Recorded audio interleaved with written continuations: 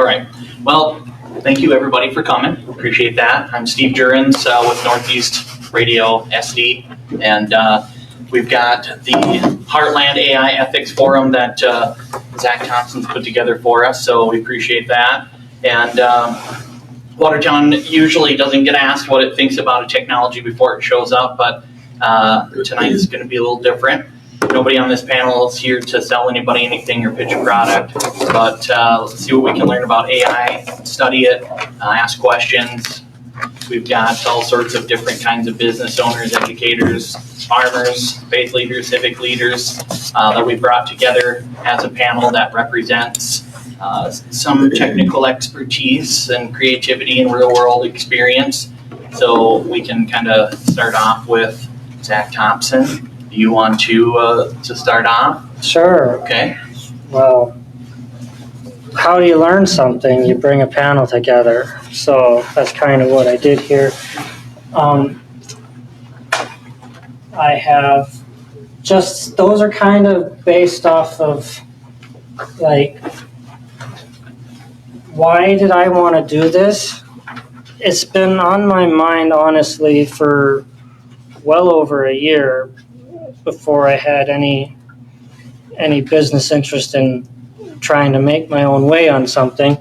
But I've seen the issue with the path that AI was on and the tech companies, and how very little of the middle of the country has their voice heard in the ethical debates. A lot of the ethicists in the AI space on the coast and elsewhere have been agnostic or atheist, and that's fine. But we also need a wider breadth of discussion on this, because this is going to affect everyone for good or bad. So that's kind of where I got into it, was I saw the human potential for the good that it can do, but also concern for why are we not asking the communities that are impacted at the first level how they think about this. We've had this with the data centers being kicked around the road and run out of town, maybe around here. But maybe we can all learn a little bit more on every issue. Some of my personal convictions are that data is your property, that we need to have more prominence of security for your personal data. And I think there's new opportunity for that. There's new benefit of personal servers being able to run these AI models, so you don't have to have the cloud all the time. And human in the lead, and no frontline workers, no blue collar workers affected, I think would be my biggest issues. We got to be in charge of the decision making. I know there's a lot of talk about agentic workflows and how to automate huge swaths of your business processes, which is very interesting discussion, but you have to have the value of human judgment is going up in this environment we have, and the value of the skills gap can be closed for many people. Where what'll stand out is the strategic thinking, the systems thinking, the judgment thinking. And we're not all probably going to agree on everything on the panel, but we come together to agree that we have to talk about this and start building a framework and a local consensus. I did have a worksheet. If you want, I can have, that's at the back. You can fill it out, get your own principles put together, little notes, and we can put those on the board back here, and I will sift those from the ones we decide from the audience, and let's see what we can come up with. We have Steve Jurrens. He's here. That messed up my photo a little bit. And then Tyler, a friend of mine, technology professional in AI trust and safety, a lot of his background. He's worked in that industry a long time, so I really respect him. He was recently at Missional AI Summit talking about the human experience in AI ontological value structures for AI, and kind of he has a depth of experience there. Dr. Matt Cole, he was I met him at an event that Katie Webb had hosted on AI in writing. So we talked amongst ourselves. We found common interest in this subject. So he comes from grants and a pioneer biotech, biology and technology background in the ag industry. Katie Webb, she writes. That's one of the things she's well known for, but I'm told not the only thing.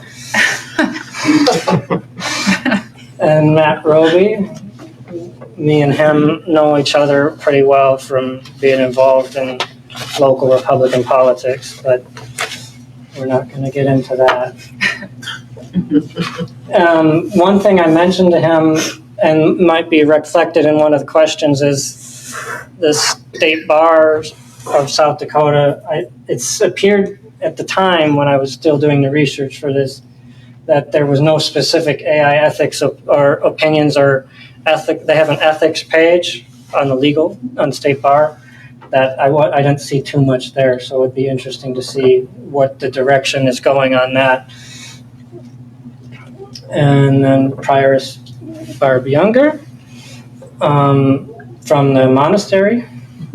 Very excited to have her 40 plus years of experience in technology, though this might be a little new to her.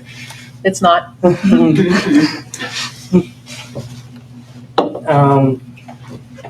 First question is going to kind of revolve around human dignity. What patterns what system of patterns can't reach? It's kind of, when a system processes people as data points and makes decisions about us without really understanding those systems, what gets lost and what brings a person that no pattern can reproduce. Well, we can leave it at that, and I'll go back to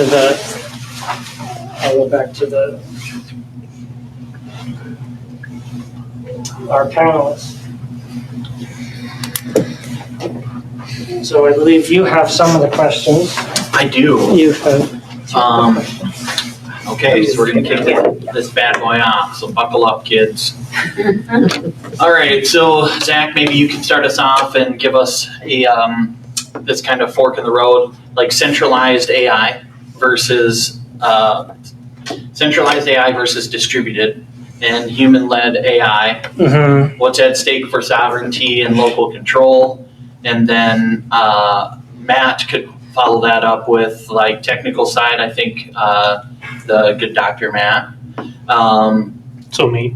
Oh, no, yeah, I differentiated with the doctor. The good part. So, you could be the bad one. Follow that up maybe with the technical side, like what AI is and isn't, and what an LLM is in one sentence, why hallucination happens, all sorts of stuff. So maybe we could go over the main definitions that might come up. Yeah. I do have some of those. The main ones, LLM, a large language model. That's going to be your interface for using the tool of AI pretty much. A lot of them operate as a chat function and a workflow function and a automation function. other terms that you'd see, I mean, we've had AI from Tyler's presentation I watched. He actually traced the roots all the way back to the 40s or the 50s, which is kind of deeper understanding than I had previously. But this goes back a long time. I grew up in the digital age for the most part, and I see the AI started with simple search, agentic, or just to help you search things on the internet. But it's developed, that's AI, artificial intelligence, and you have that with calculators and machinery, CNC machines, all that. We have now a discussion on AGI, which would be artificial general intelligence, an AI that is equivalent to the capabilities of human. And then there's artificial superintelligence. This is where I might lose faith in some of the Sam Altmans of the world. They really think that they want to set up a god of their own making, and that's part of my bigger concern. And some of the smaller things you use in that, you can use APIs. Those are the tokens that authenticate one system to another. That they use those on basic web platforms as well. It's the key that unlocks the door between different applications. So that's kind of the main big terms. I might have had more on the presentation we can go through later. But about the first question, something that's concerned me the most is that we've seen AI develop into, in China's instance, the centralized model. You have the social credit scoring, you have the government using facial recognition to really make 1984 into reality. You have the pre-crime and the crime preemptive punishment by the officials in communist China, and that is, and a lot of people even in the West have held China up as China's got to be the model, and I really hesitate to. At one point I thought they were going to be a free economy.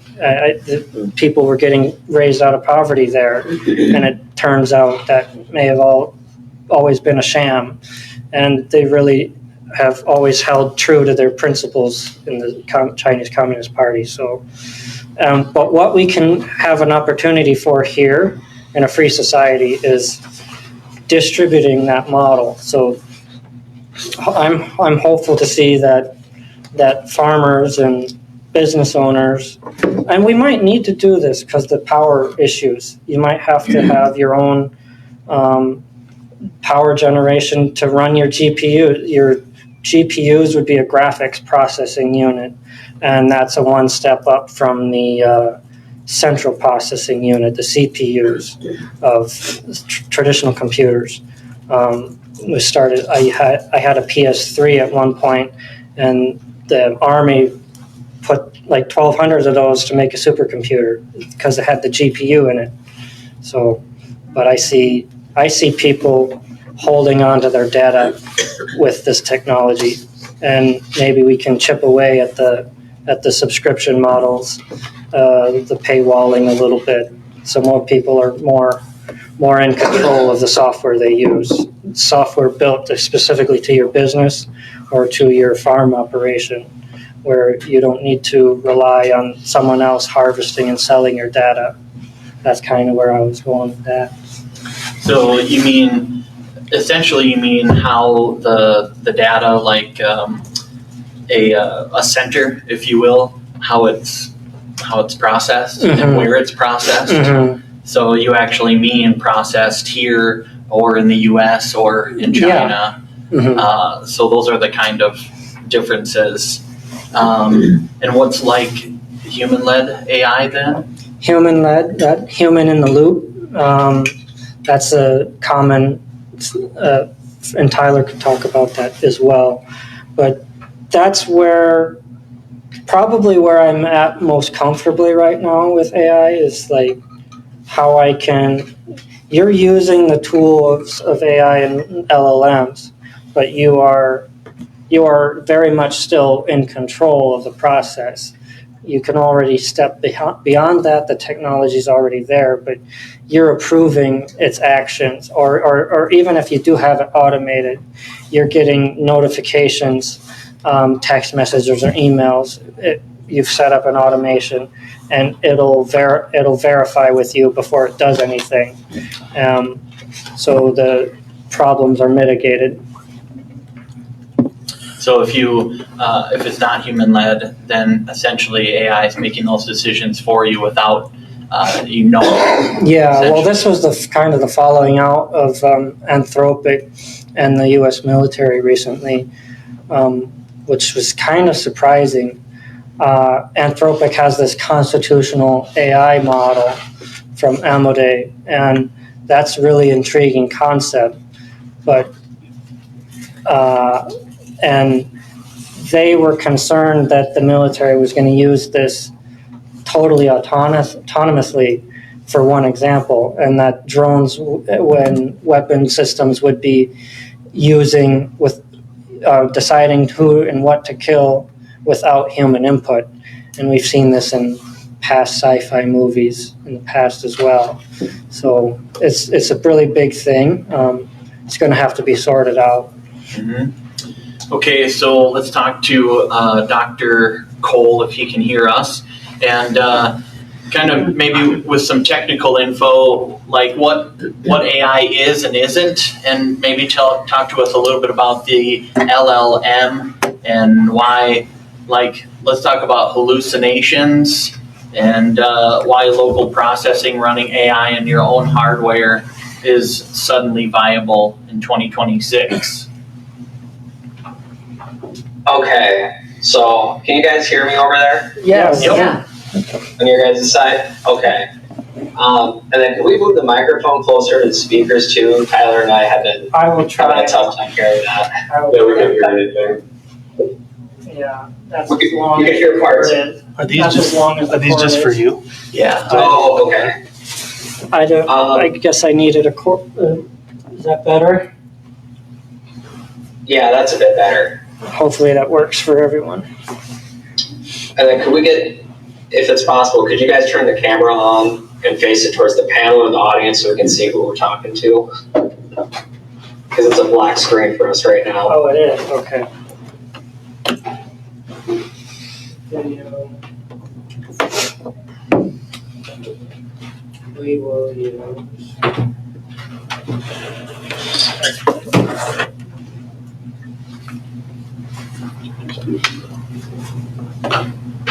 Okay, so I've also got my notes open to me right here next to me that you sent me, Zach, just so everyone knows. And so I'll give a little bit, I'll start talking a little bit. We can see that now. A background about myself, because that's a good time. Oh, cool, now it's zooming in on Zach. No. Look at this. So back in, what was it? 2014, when I was starting college, big data, I think is a good starting point of, that's where a lot of this started coming via what we're calling AI today. So mathematics department, they got a new building and they were actually just starting with they were calling basically a big data masters. And so that was something where you could, it was a bunch of specialized classes in that area. Mm-hmm. Because people were just starting to realize now we're getting all of this data and learning that in the agricultural space, for example, you get all these different layers of data, and it comes down to, what do we start being able to do with that? Some people figured out you could do some modeling and statistics and, be able to solve a bunch of interesting problems that way. And so, it had been about 10 years ago, large language models were a thing where people were saying, okay, we could feed this stuff into a machine, it learns, and it's able to tell us, like, when's the best time to put down fertilizer? When would the best time to plant be? When would the best time to harvest be? Stuff like that. And so basically, I got come up alongside that during my PhD and all of, because precision ag is also a thing where we started collecting data from all these fields at the same time. So over the last 10 years, it's kind of been interesting to see how this evolves now with AI coming into the picture, because we've basically learned, okay, there's a lot of data to collect. We have the technology to basically put sensors and whatever monitors out there to collect this data. And now it's kind of coming down to how do we handle this and what do we do with this data? What problems can we solve, stuff like that.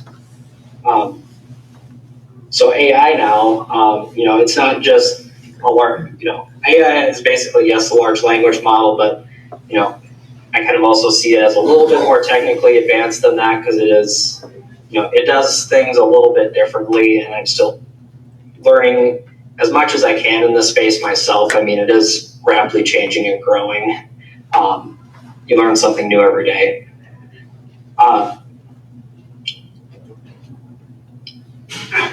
Yeah, so Zach, could I get a repeat of the question again?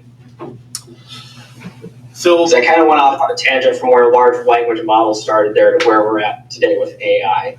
And so it's basically, a tool that we're using in figuring out how do we use data in different ways.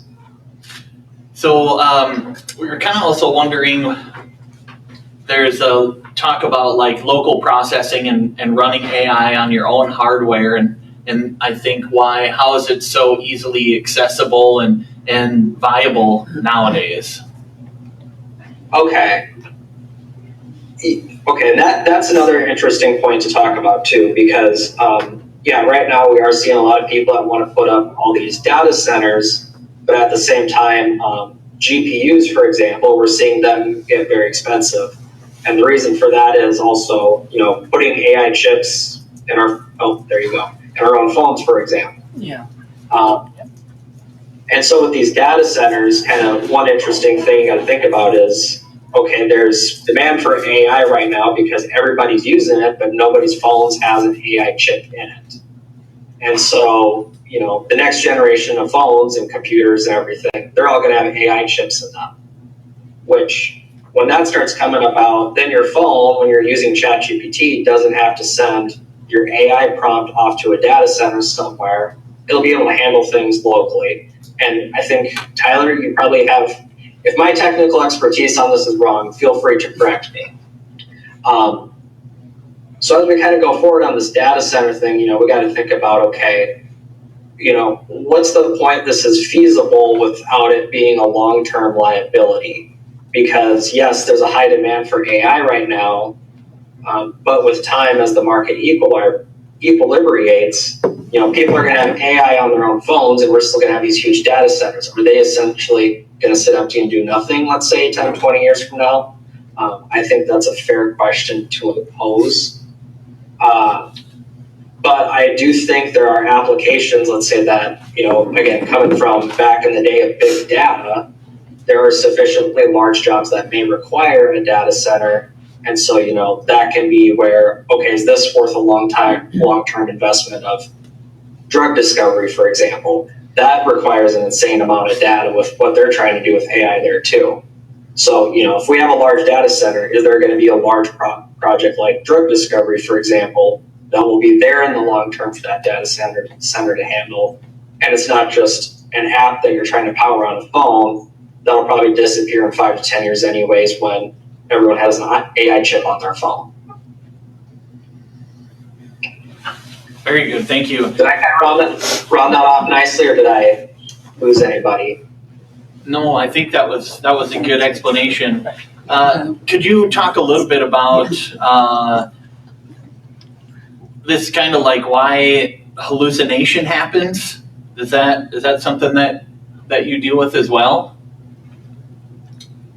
So, yes, I deal with it, but I also kind of have ways to mitigate it, as another way to say it, as well. So AI is, as of right now, in my mind, is kind of like a kid. It knows to do, like, it's a kid that's grown up enough to do things, but it also doesn't know what to do and what not to do. And so, these companies are kind of the same way, because AI is a product, and so it's a new product, and these companies are still learning exactly how to treat, what this product is going to be.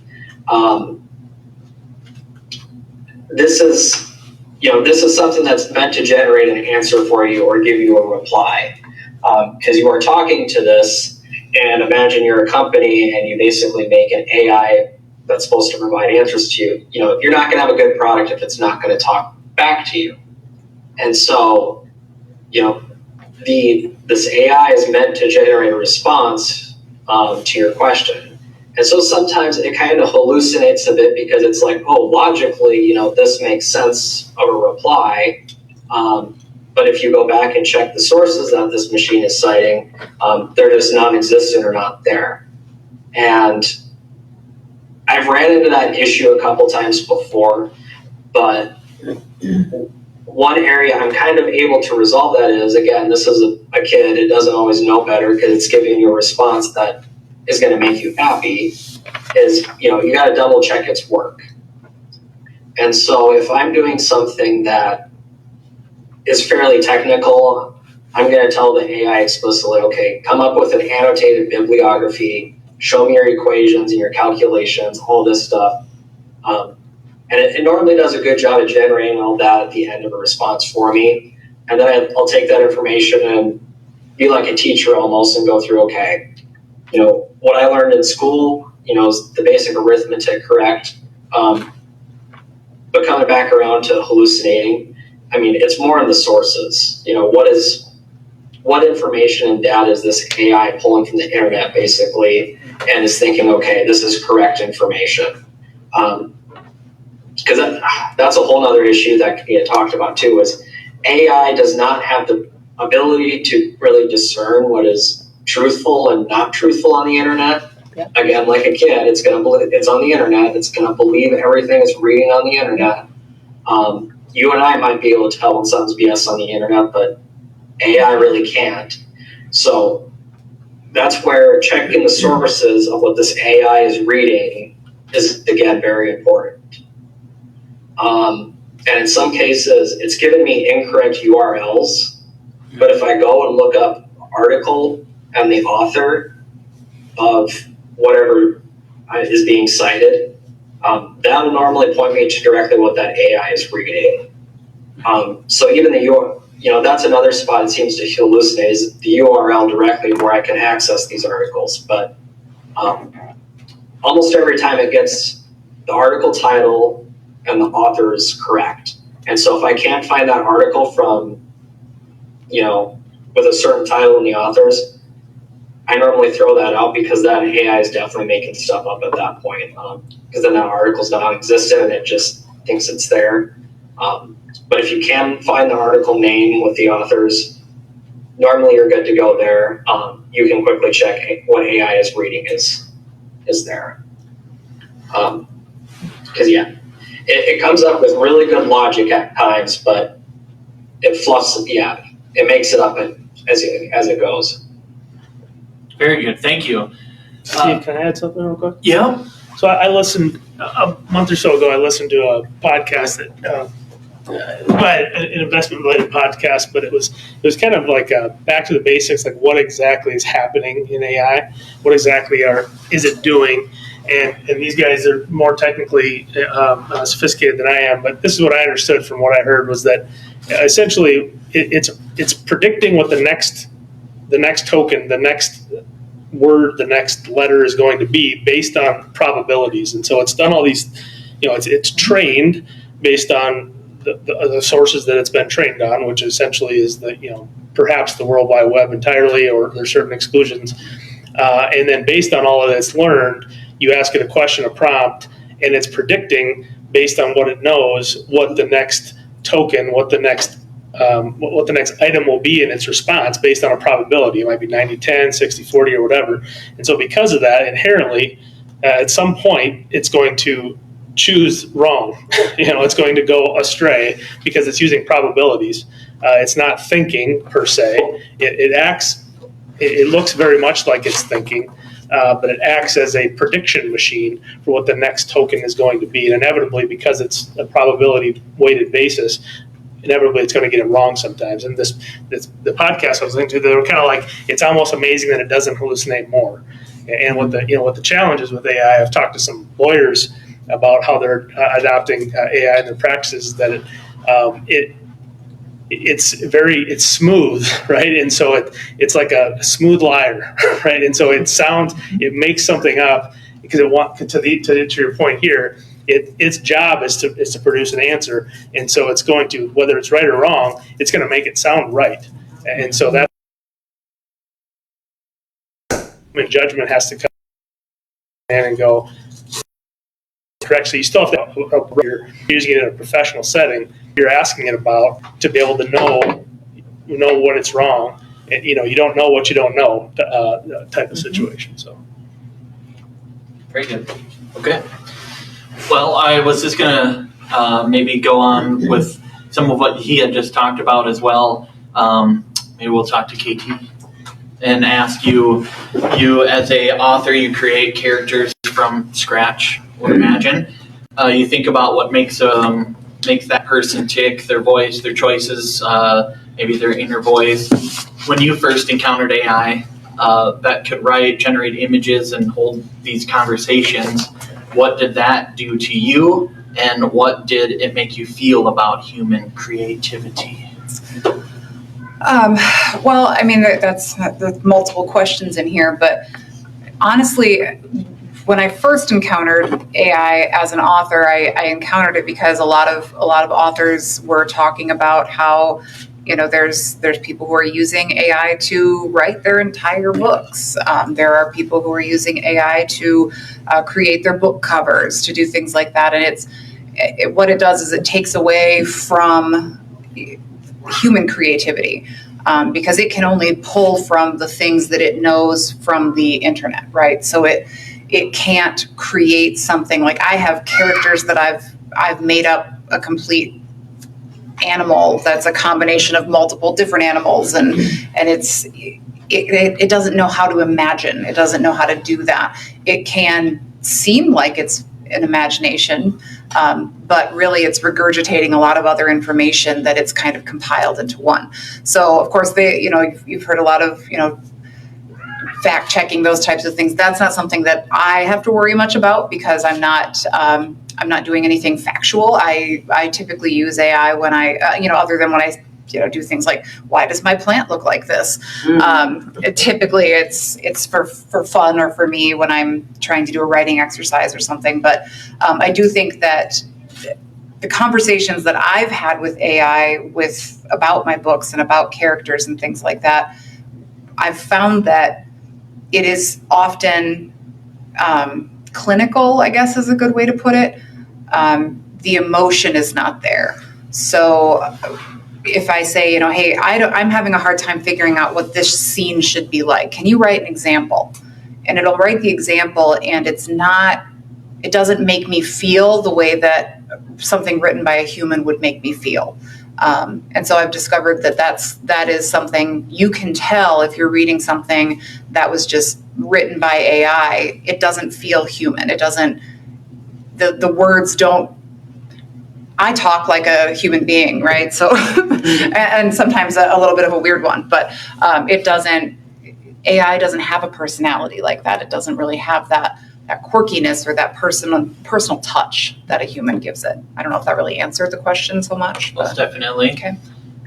Do you feel that in the industry, you can speak for the entire Oh yeah, totally, 100% an expert. But is there like a thing where we don't want to see as much AI, or is there a whole demographic of people that don't care and they'll consume that and they'll use it or make it?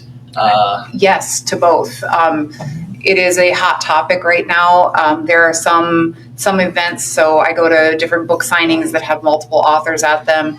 There are some events that if they think that your stuff has that element to it, if somebody gives me a book and says, here, look at these 2 book covers, which one was made by AI? I can tell you which one was made by AI because it uses the same font. It's just slightly changed. The graphics are very similar.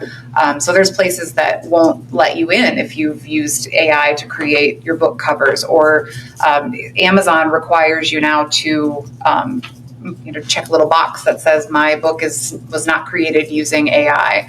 And it's really got to do with the writing piece of it. So I didn't sit down and say, write me a 50,000 word novel about such and such, because you can. There are programs that do that. You have to pay for them, but you're paying a computer to write your book for you, and you can say it has to be this many words, has to be this many pages, has to have this person, this person, this person, and here you go, and then it will write it for you. So yes, there are people who are very, very staunchly in the absolutely no, do not use AI in any way. Then there's people like me who are like, well, there might be some ways that it can be useful. I'm not a very organized person, so I like to use it to help organize some of the thoughts and ideas that I've come up with for different projects. But then there's people who are like, well, whatever, I just want to read, so they'll read anything. Mm-hmm. Yeah. Is there, so that you know of, is there, if you authored a book and like it was all AI, I mean, you can put your name on it and that doesn't really matter then? From what I understand, yeah. I mean, you can do that. So we talk about the ethics. Ethically, that's a terrible idea. But yeah, I mean, there are authors out there that I believe there are some authors out there that do that, or utilize AI very heavily when it comes to writing their stories. Yes. And I don't think that it's right to do that, simply because the written word in that fashion is meant to be emotional. It's meant to be messy. It's meant to make you feel something. I'm a fiction writer, so I don't do a lot of the nonfiction, but I imagine that anyone who's wanting to sit down and read a story, you want a story that's going to make you feel connected somehow, or it might make you cry, it might make you laugh. And AI just doesn't, it might make me laugh, I think, yeah, because it can tell some jokes, but I don't know that it really feels, I know it doesn't feel, and so I don't think it's programmed really well to feel things. Mm-hmm. Good. Does anyone else want to comment on anything like that? Well, I think part of what you're touching on is our humanity. It's our humanness. It is what separates us from the machines and technology that we create. And, in the most basic sense, technology is a tool. It is a tool like a hammer or a marker. And so those items, a hammer or a marker, could be used to do harm to people, right? So we get into part of the point of our conversation is, what do we do with a technology that we've created? Everybody probably walked in here with a cell phone, right? I've got my iPad sitting in front of me. So I think part of the challenge for us as users and producers, because we produce things, I produce emails on my technology, is where are the guardrails and who's responsible for the guardrails that protect the people that created a product. So you're using a tool to create a product, let's say, biodegradable water bottle. So that should be protected in some manner. But what protects our humanity? And so ethics are touchy because sometimes they're based on moral concepts and we don't all have the same morality. And so I think this is part of what is tough. However, if we don't put our voice into it, basically, it will tell us what we're going to do. And I think it also speaks, though, to our world is very chaotic right now. This has ramped up in a really, maybe an unforeseen speed. And so we are dealing with things like, where do we put all the data centers? Are they going to be used for 20 years? Or are they going to be used for 5 because the technology is going to make it obsolete? So there's so many questions that are unanswered. It's moving at a very high rate of speed. We're reacting instead of responding. So a forum like this is really important. Data centers are needed in some regard. Are they needed on every street corner? I would submit to not. And so I think that our part of it is to voice our concern and opinions, but also to help create the guardrails. And we do that locally. We start locally, which is why this is important. All politics is local. It really is. And so we get to decide how this rolls out to some extent, or we should, as much as we can. And it's not just to protect our humanity, it's to protect all that we've created together on this earth. It's not just about one thing. It's very complex. So you got to do a bunch of things in parallel. So. Yeah, very good. Matt, Roby, Yes. you deal with finances, right? Yeah. In your day job, if you will. So what would be your thoughts on, you have a very sophisticated calculator that, are programmed to do, I know, like help with budgets and finances. I don't just help with mathematics. Let's be simple. But like you have AI now that you could maybe attach someone's finances or P&L or whatever and help forecast things, or maybe in other fields they can help with investments and things like that. There's apps for those. What do you think of the AI and entering the financial realm? Well, on the privacy piece, I actually this thought just crossed my mind not that long ago, and I chose not to do it. We just got done with tax season, and I thought, I should just input my tax return into XYZ chat, XYZ AI, and see if it can tell me over the next year what I can do to reduce my tax burden next year. And I thought, that's probably not the best idea. just stick my tax return into Chat GPT or something like that. So I declined to do that. And there's a new model that I saw come across my news feed. They're testing a screener, a security screener, so you could put in PII, personal identifying information, and it would automatically scrub that instead of manually going through your PDFs and redacting that yourself. I think I looked at to do that with my taxes as well, but I just was like, no, I got 4 different accounts. I don't want all those numbers. So I was just reading the numbers that I needed and not the sensitive information. Sure. So but new technology is coming that we might be able to do that. Mm-hmm.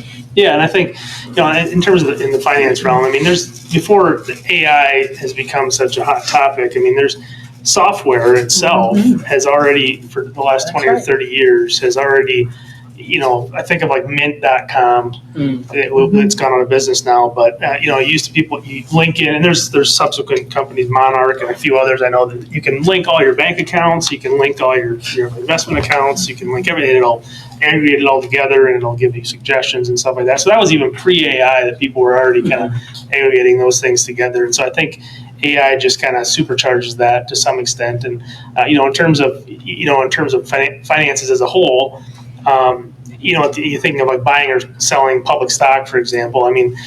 There's analysts all over the world that are buying and selling stock all day long, and AI is just going to supercharge the activity that they used to be doing manually. Creating spreadsheets that might take 10 or 12 hours to create is now going to take them 10 minutes to create.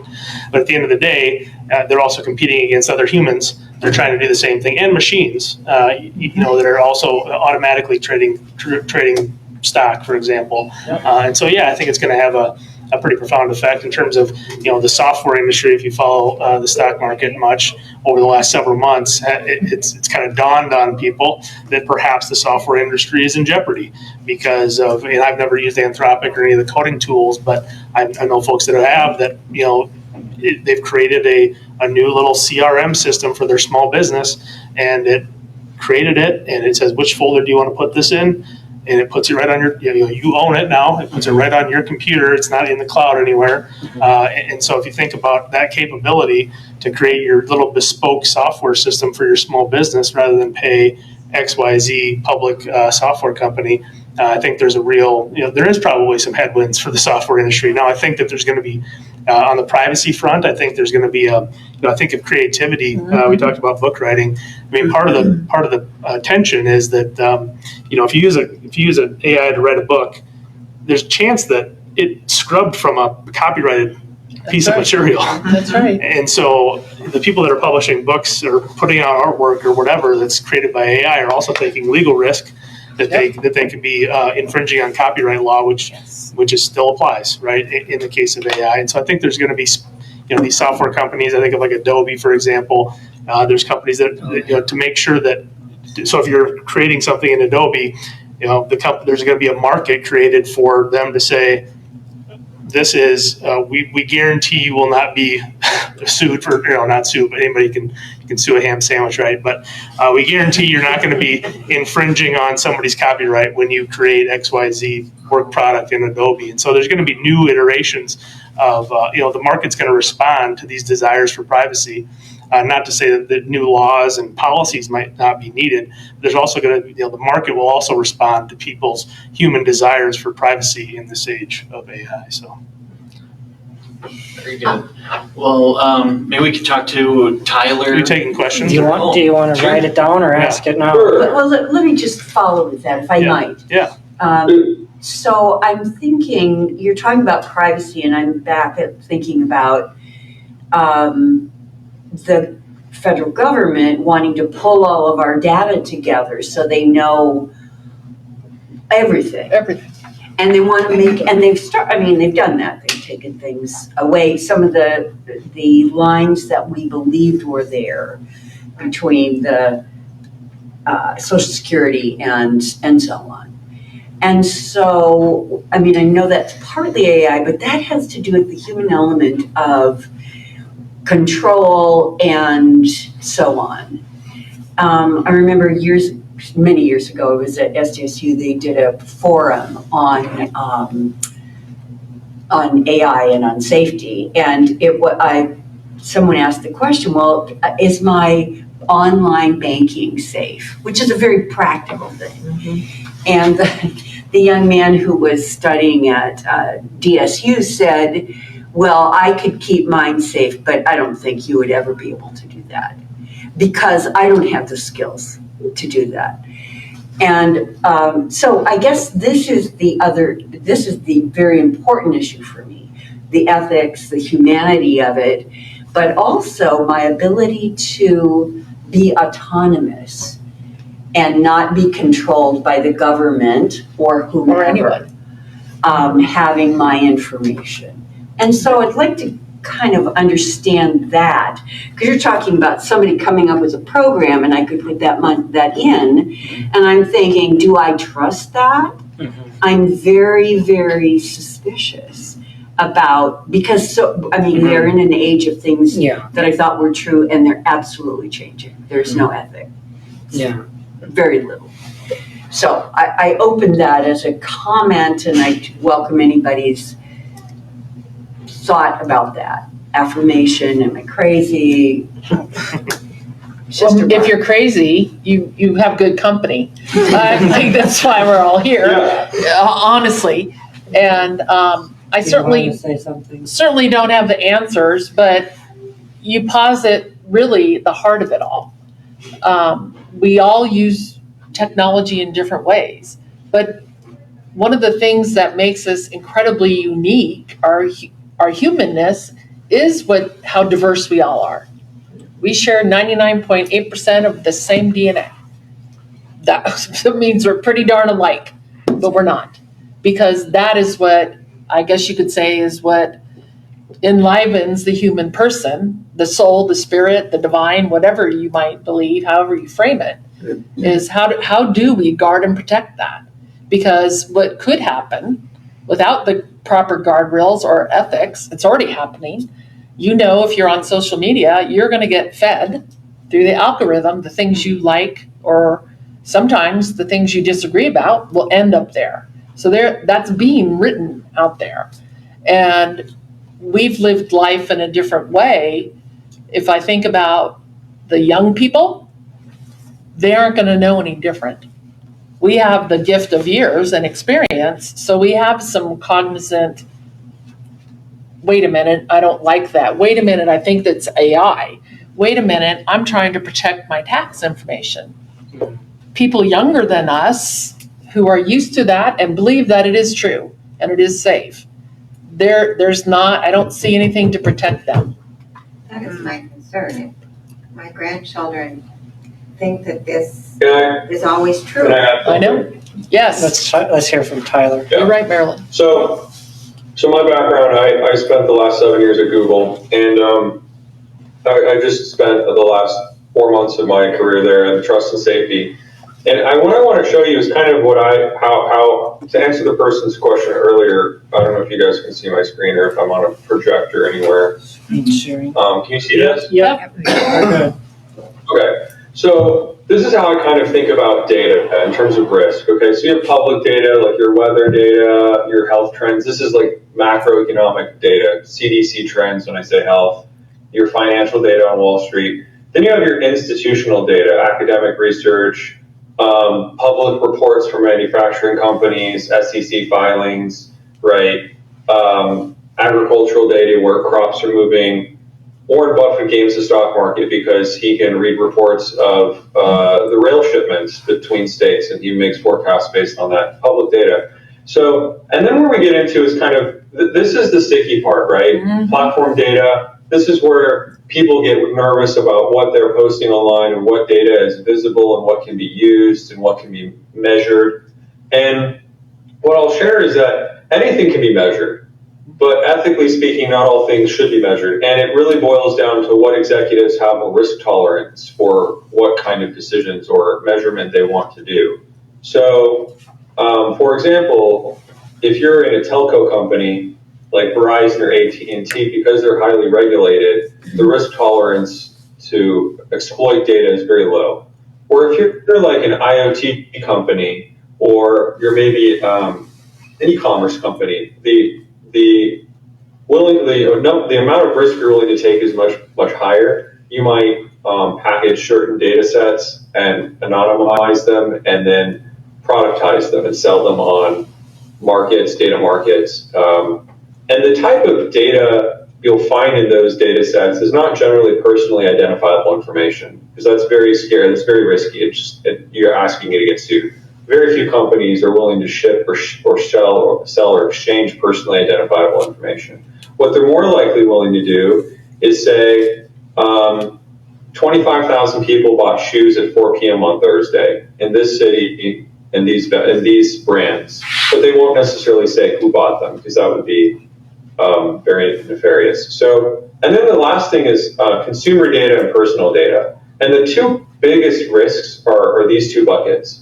And the reason I say that is this is where most adversarial activity takes place. So when you think of like state actors hacking institutions or taking advantage of large cybersecurity flaws in networks or systems, it generally happens most often in this world. It's much harder to hack an institutional platform or data platform. So what you'll see here is an example of adversarial activity is maybe, you have a company like Yelp and you have a small business on Yelp. You're a flower shop, and some guy in China decides to hold your flower shop hostage by posting a lot of bad reviews on Yelp. And the only thing you can do as that flower shop owner is file a ticket with Yelp and pray that they will make adjustment to the reviews because they're fraudulent. And platforms, so we're now talking kind of in the middle ground. And most platforms have good mechanisms to revert bad action, but many don't. And the bureaucracy of getting something adjusted or fixed can be very challenging. And so that's a problem. And the reason I bring this up is this is pre-AI. We're talking pre-AI. Mm-hmm. Now, when you add AI, these two places, the threat surface explodes. You have people that can stand up AI agents on their desktop, or you have state actors using DeepSeek that can launch massive attacks on a system, an institution, or a vertical and cause an immense amount of confusion. And we see this already in like what happens with the different wars that are going on in the world. you see on your feed content that's partially true or not true, or you see content that's exaggerated. And what that does is it causes anxiety, it causes distraction. It actually reduces the margins on many platforms, the social media platforms, because those posts are trending, but they're not actually creating attraction to the platform, and they're not really creating value. They're not creating ad revenue. So they eat up views. And platforms are not perfect at identifying false content that makes bad margins versus good content that increases margins. And so when you add AI and the scale at which AI can operate, I'll give you this metric. Last year, Cloudflare, which is a DNS company, well, they do a lot of things. They do CDNs and a lot of other stuff. Anyways, their CTO said they prevented 500 billion false login attempts last year.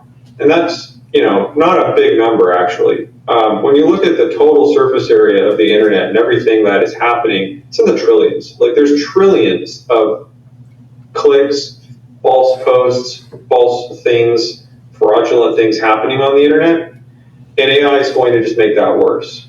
So, in my view, this is my personal opinion. So what has to happen is we have to think about how to manage it. And there's three approaches. There's creating a really centralized system, which I'm not in favor of, and that's not what we have today. Think of like what China has.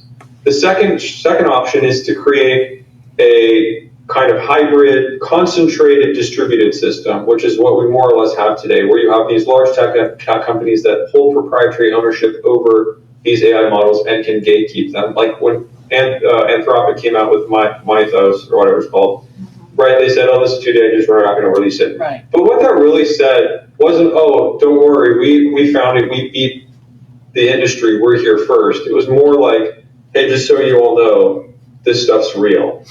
So, and we have it, but we don't know, and this is the part they're not saying, we don't know who else has it. China could have it in 6 more months. Other countries could have it. A random institution, a lab in the middle of nowhere in Nevada, some guy who's a great computer scientist could have it on his desktop by renting out a couple nodes at some on-prem data center somewhere that no one knows about.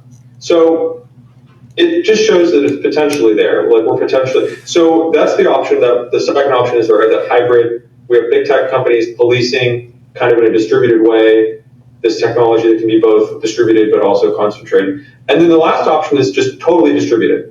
And what does that look like? That looks like fundamentally re-architecting how the internet works today. And that is something that many conversations are being had to discuss in different institutions, academics, because the other two options don't really fit American politics, fit culture. We don't want a Chinese internet. We really don't want margins going down. We don't want SaaS being obliterated. So what does that mean? It means we need to rethink how the internet functions. And so what I personally see happening is you'll see new protocols emerge. There's some of these already. So you have, if you're familiar with how the internet formed back in the 80s, there was ARPANET, TCP/IP. That's fundamentally the addressing space, like you have a post box. It's how everything connects and communicates on every level of hardware, more or less. And that laid the foundation for the internet. And then there's many other protocols that were built on top of that, like HTTP and other things. And now there's agentic work protocols, like for shared standards, shared operability, like MCP. That's Anthropic's protocol. And it's not a network protocol. It's more just of a security handshake between two agents. And that's the workaround, that's the glue and duct tape on the internet today. I hypothesize that TCP will actually change. The addressing space of the internet will fundamentally change. The visual reality of how we engage with content and information will change in the next 3 to 5 years. Maybe sooner, maybe later. A lot of people postulated that like voice on your phone and your watch would more or less come to be very quickly. Actually, it's a very hard thing to do, so there's still more work that needs to be done there. But from a device-to-device standpoint, agent-to-agent standpoint, user-to-agent, user-to-user standpoint, all of that peering activity that's not hard to rework when you talk about networking infrastructure. So people are thinking about that as a workaround, fundamentally breaking apart the internet and rethinking how it works from a lowest layer up. And I don't think that's going to happen soon, but expect it over the next decade. And then the other thing I'll share is what these large tech companies currently do to kind of keep the lid on all the bad actors. So what most companies like Facebook and my previous employer did is use AI agents to review content. So we had models that trained on what bad content looked like, and it would algorithmically look at content and then manage that content. And don't think of this as like moderation. It's not like this person cussed, we don't like that, we're taking it down.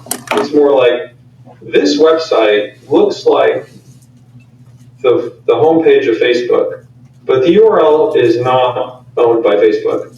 This is a copy. This is a fake page. So we'll take stuff like that down.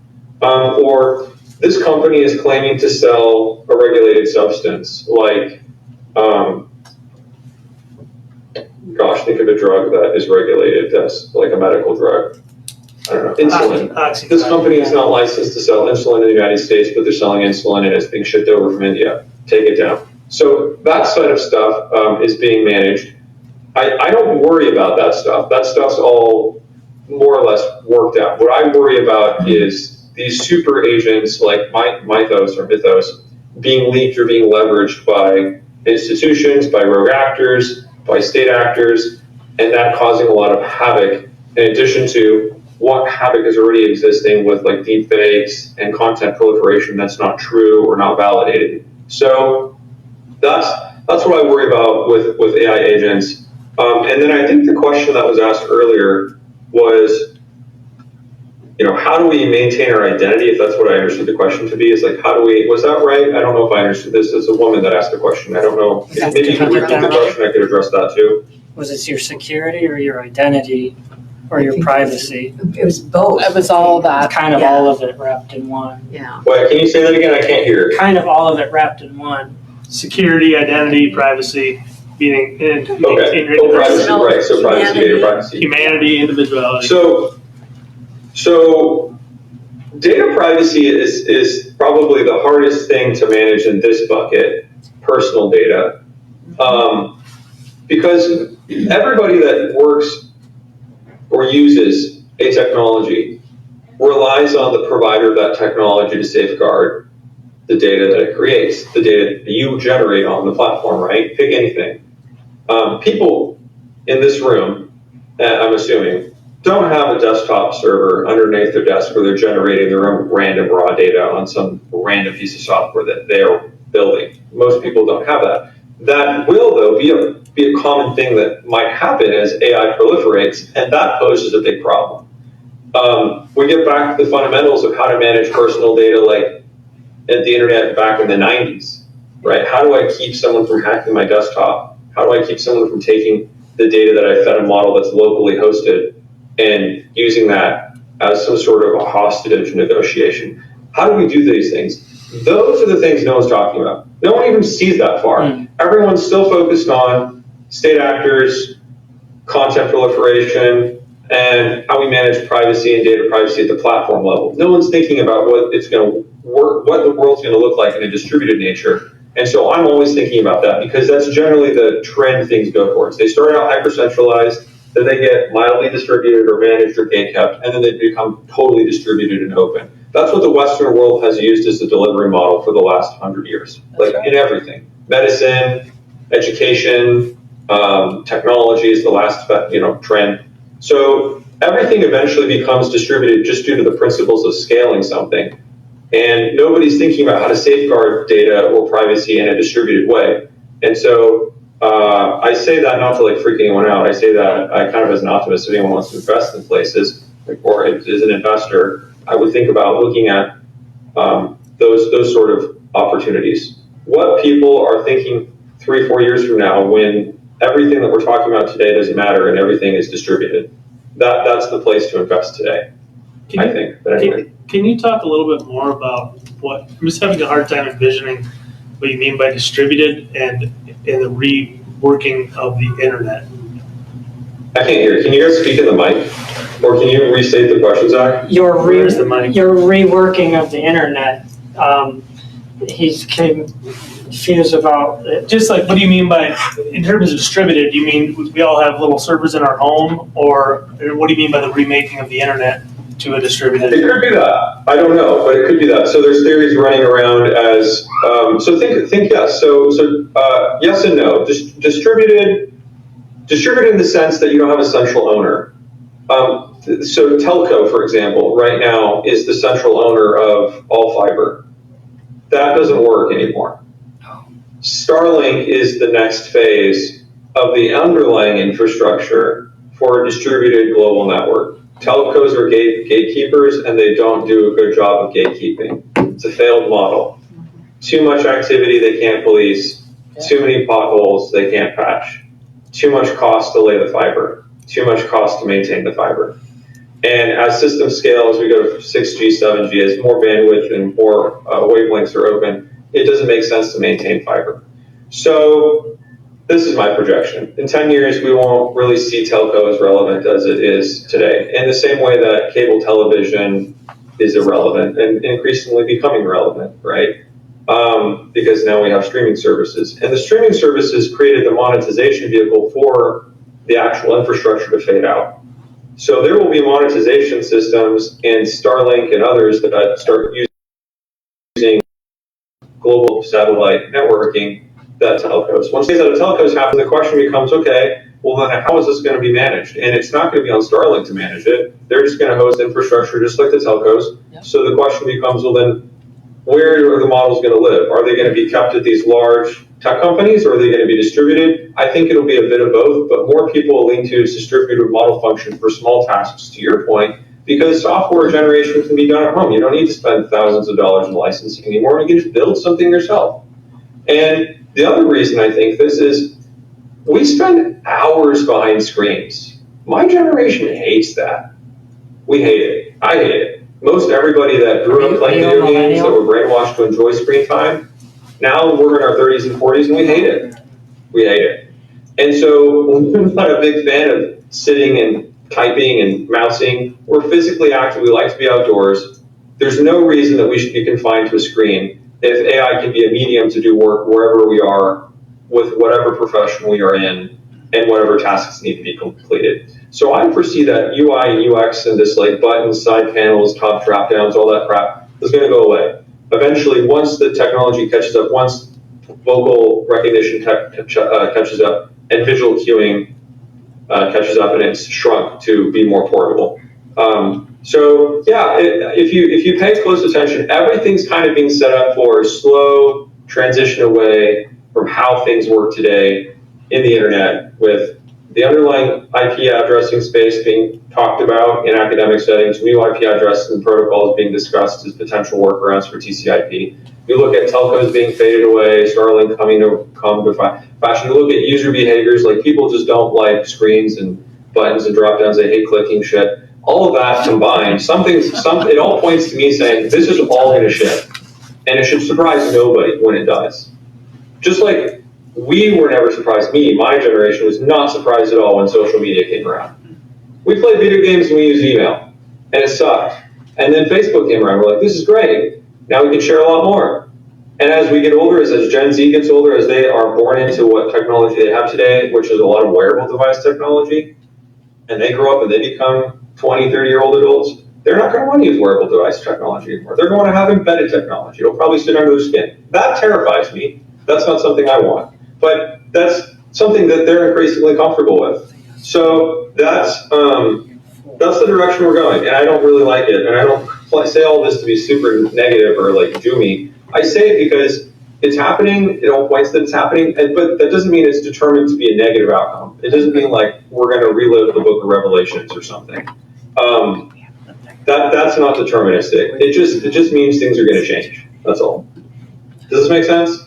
Yes. Thank you. So just to kind of touch a little bit on that, the negative, like the concern part, I think something, and this is my personal thoughts and my personal opinions on this. I think a lot of the fear that we have about oh, computers are going to take over the world and we're all going to die. And it's all based in fiction.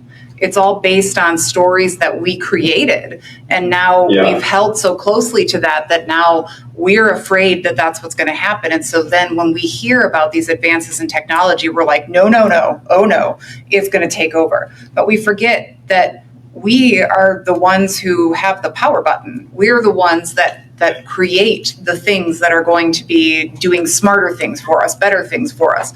And I know you had mentioned the young people. I have teenagers, so I know what you're saying there with them being increasingly more comfortable. And I don't remember who mentioned it. There was a comment made about, I think you were talking about kids and not knowing. Mm-hmm. We're the ones who teach them that. We can't just say, you've got access to the internet, figure it out. Right. Because we are the ones who, and I mean, I'm a millennial. We're the ones who are going to be teaching our children, this is what you have to do. My kids have come to me and said, Mom, such and such, this is happening. And I'm like, okay, but where did you get that information? Well, I saw it on Facebook. Okay, cool. But where did it come from? True, right? Where did it come from? And so just like when, back in the day when, and I'm sure it's totally different for everybody, but I mean, my age group, we were in that transitional period where we used the library catalogs, but then we also were starting to use Encarta, which was just the coolest thing ever. We had our encyclopedias available to us, right? And so those types of things, we were taught, cite your source. Make sure that your source is a credible source. And we were taught how to do those things. Kids now, teachers they're trying to teach them how to do the things, but not all of the kids are listening.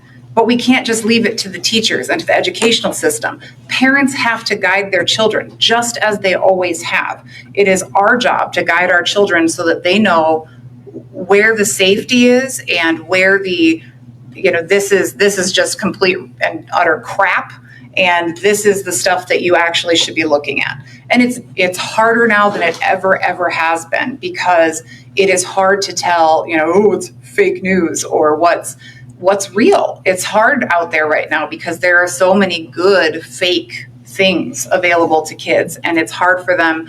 My kids, it cracks me up. Sometimes they'll show me a video, or I'll show them a video and they'll go, oh, that's AI.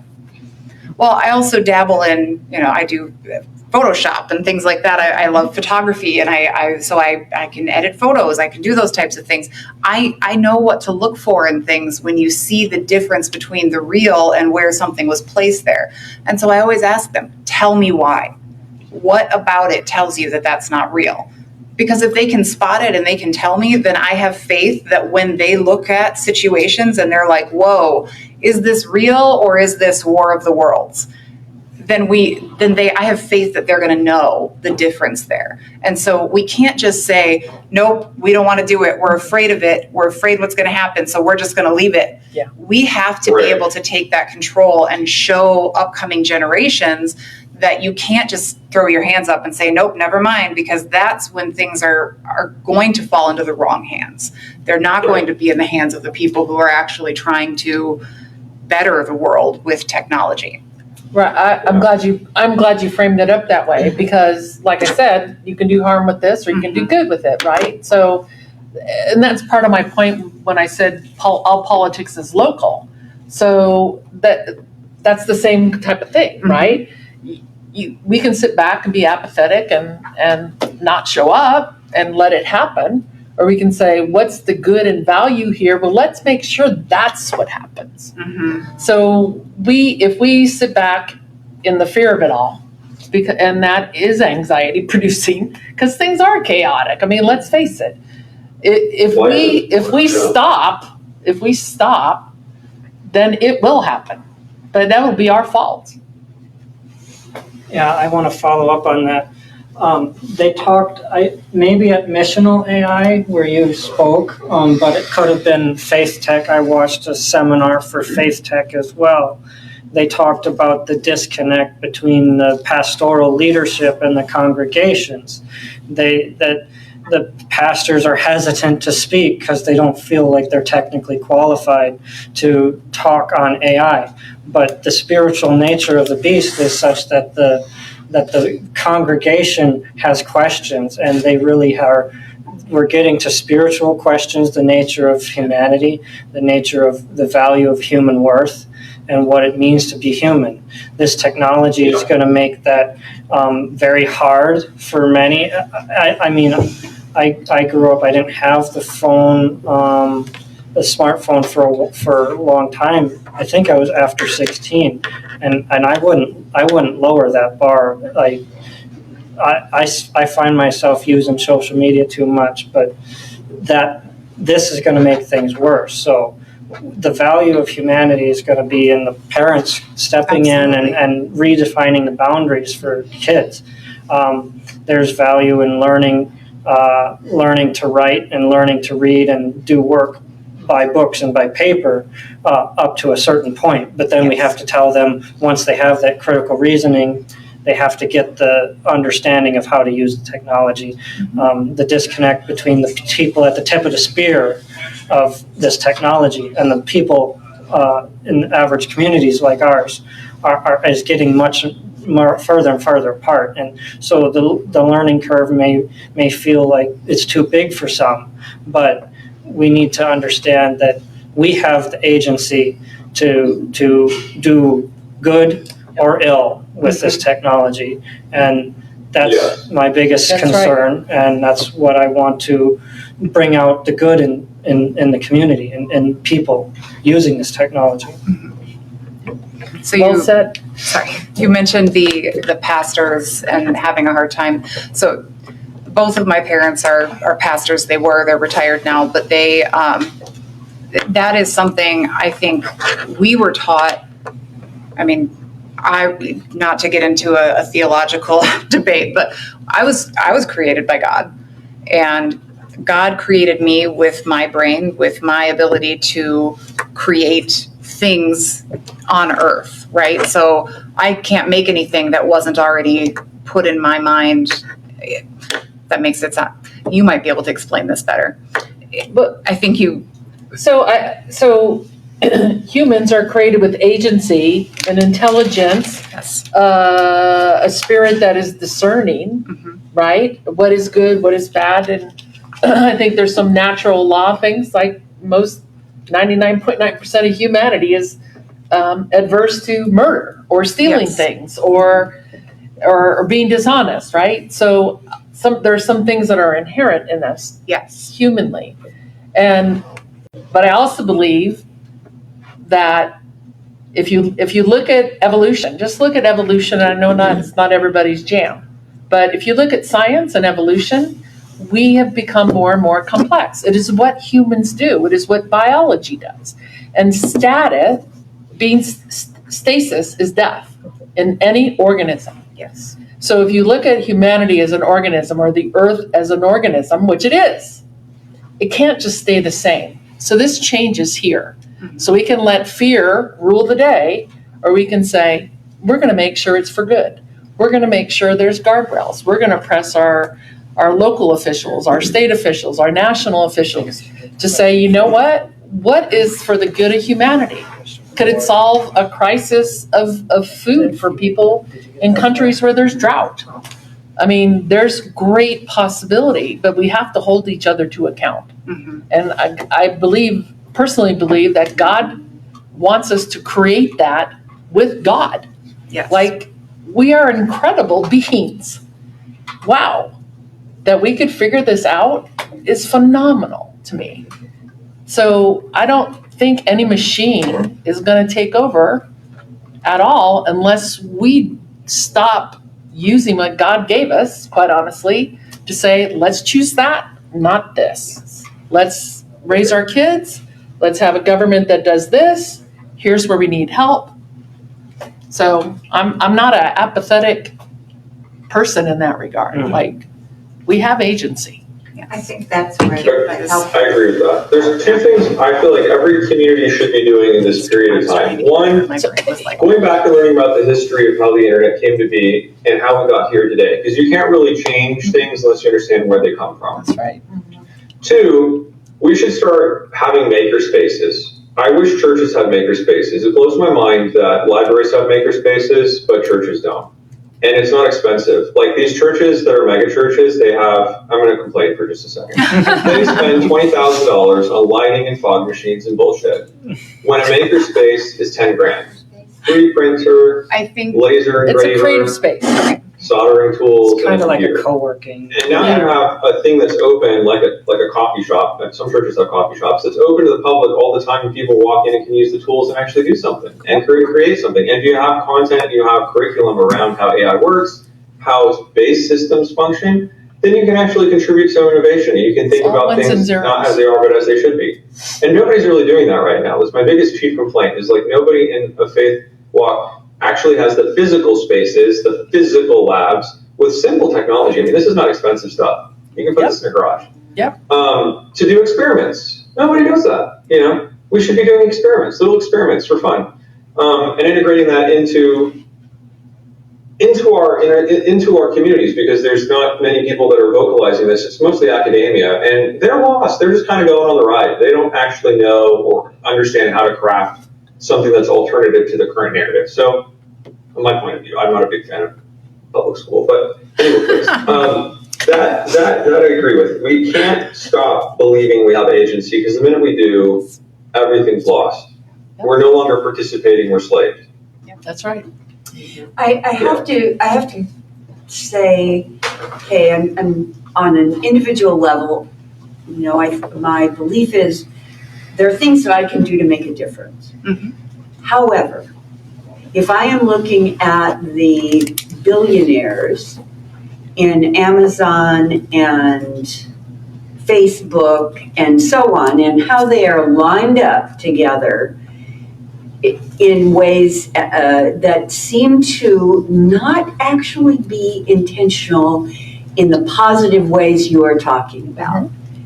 I don't know where the God is, and I am someone who's traveled and lived around the world, so you can be the Buddha to me, you can be, I've lived with people everywhere and know their humanity. That's right. And their faith. And compassion is a common theme. Caring for others is a common theme. It should be. Now, when I'm looking up, I am not seeing that, Matt, as a legislator, as a leader. No pressure. Who is, and I'm not, I mean, it's not, No, you're good. you are the person here.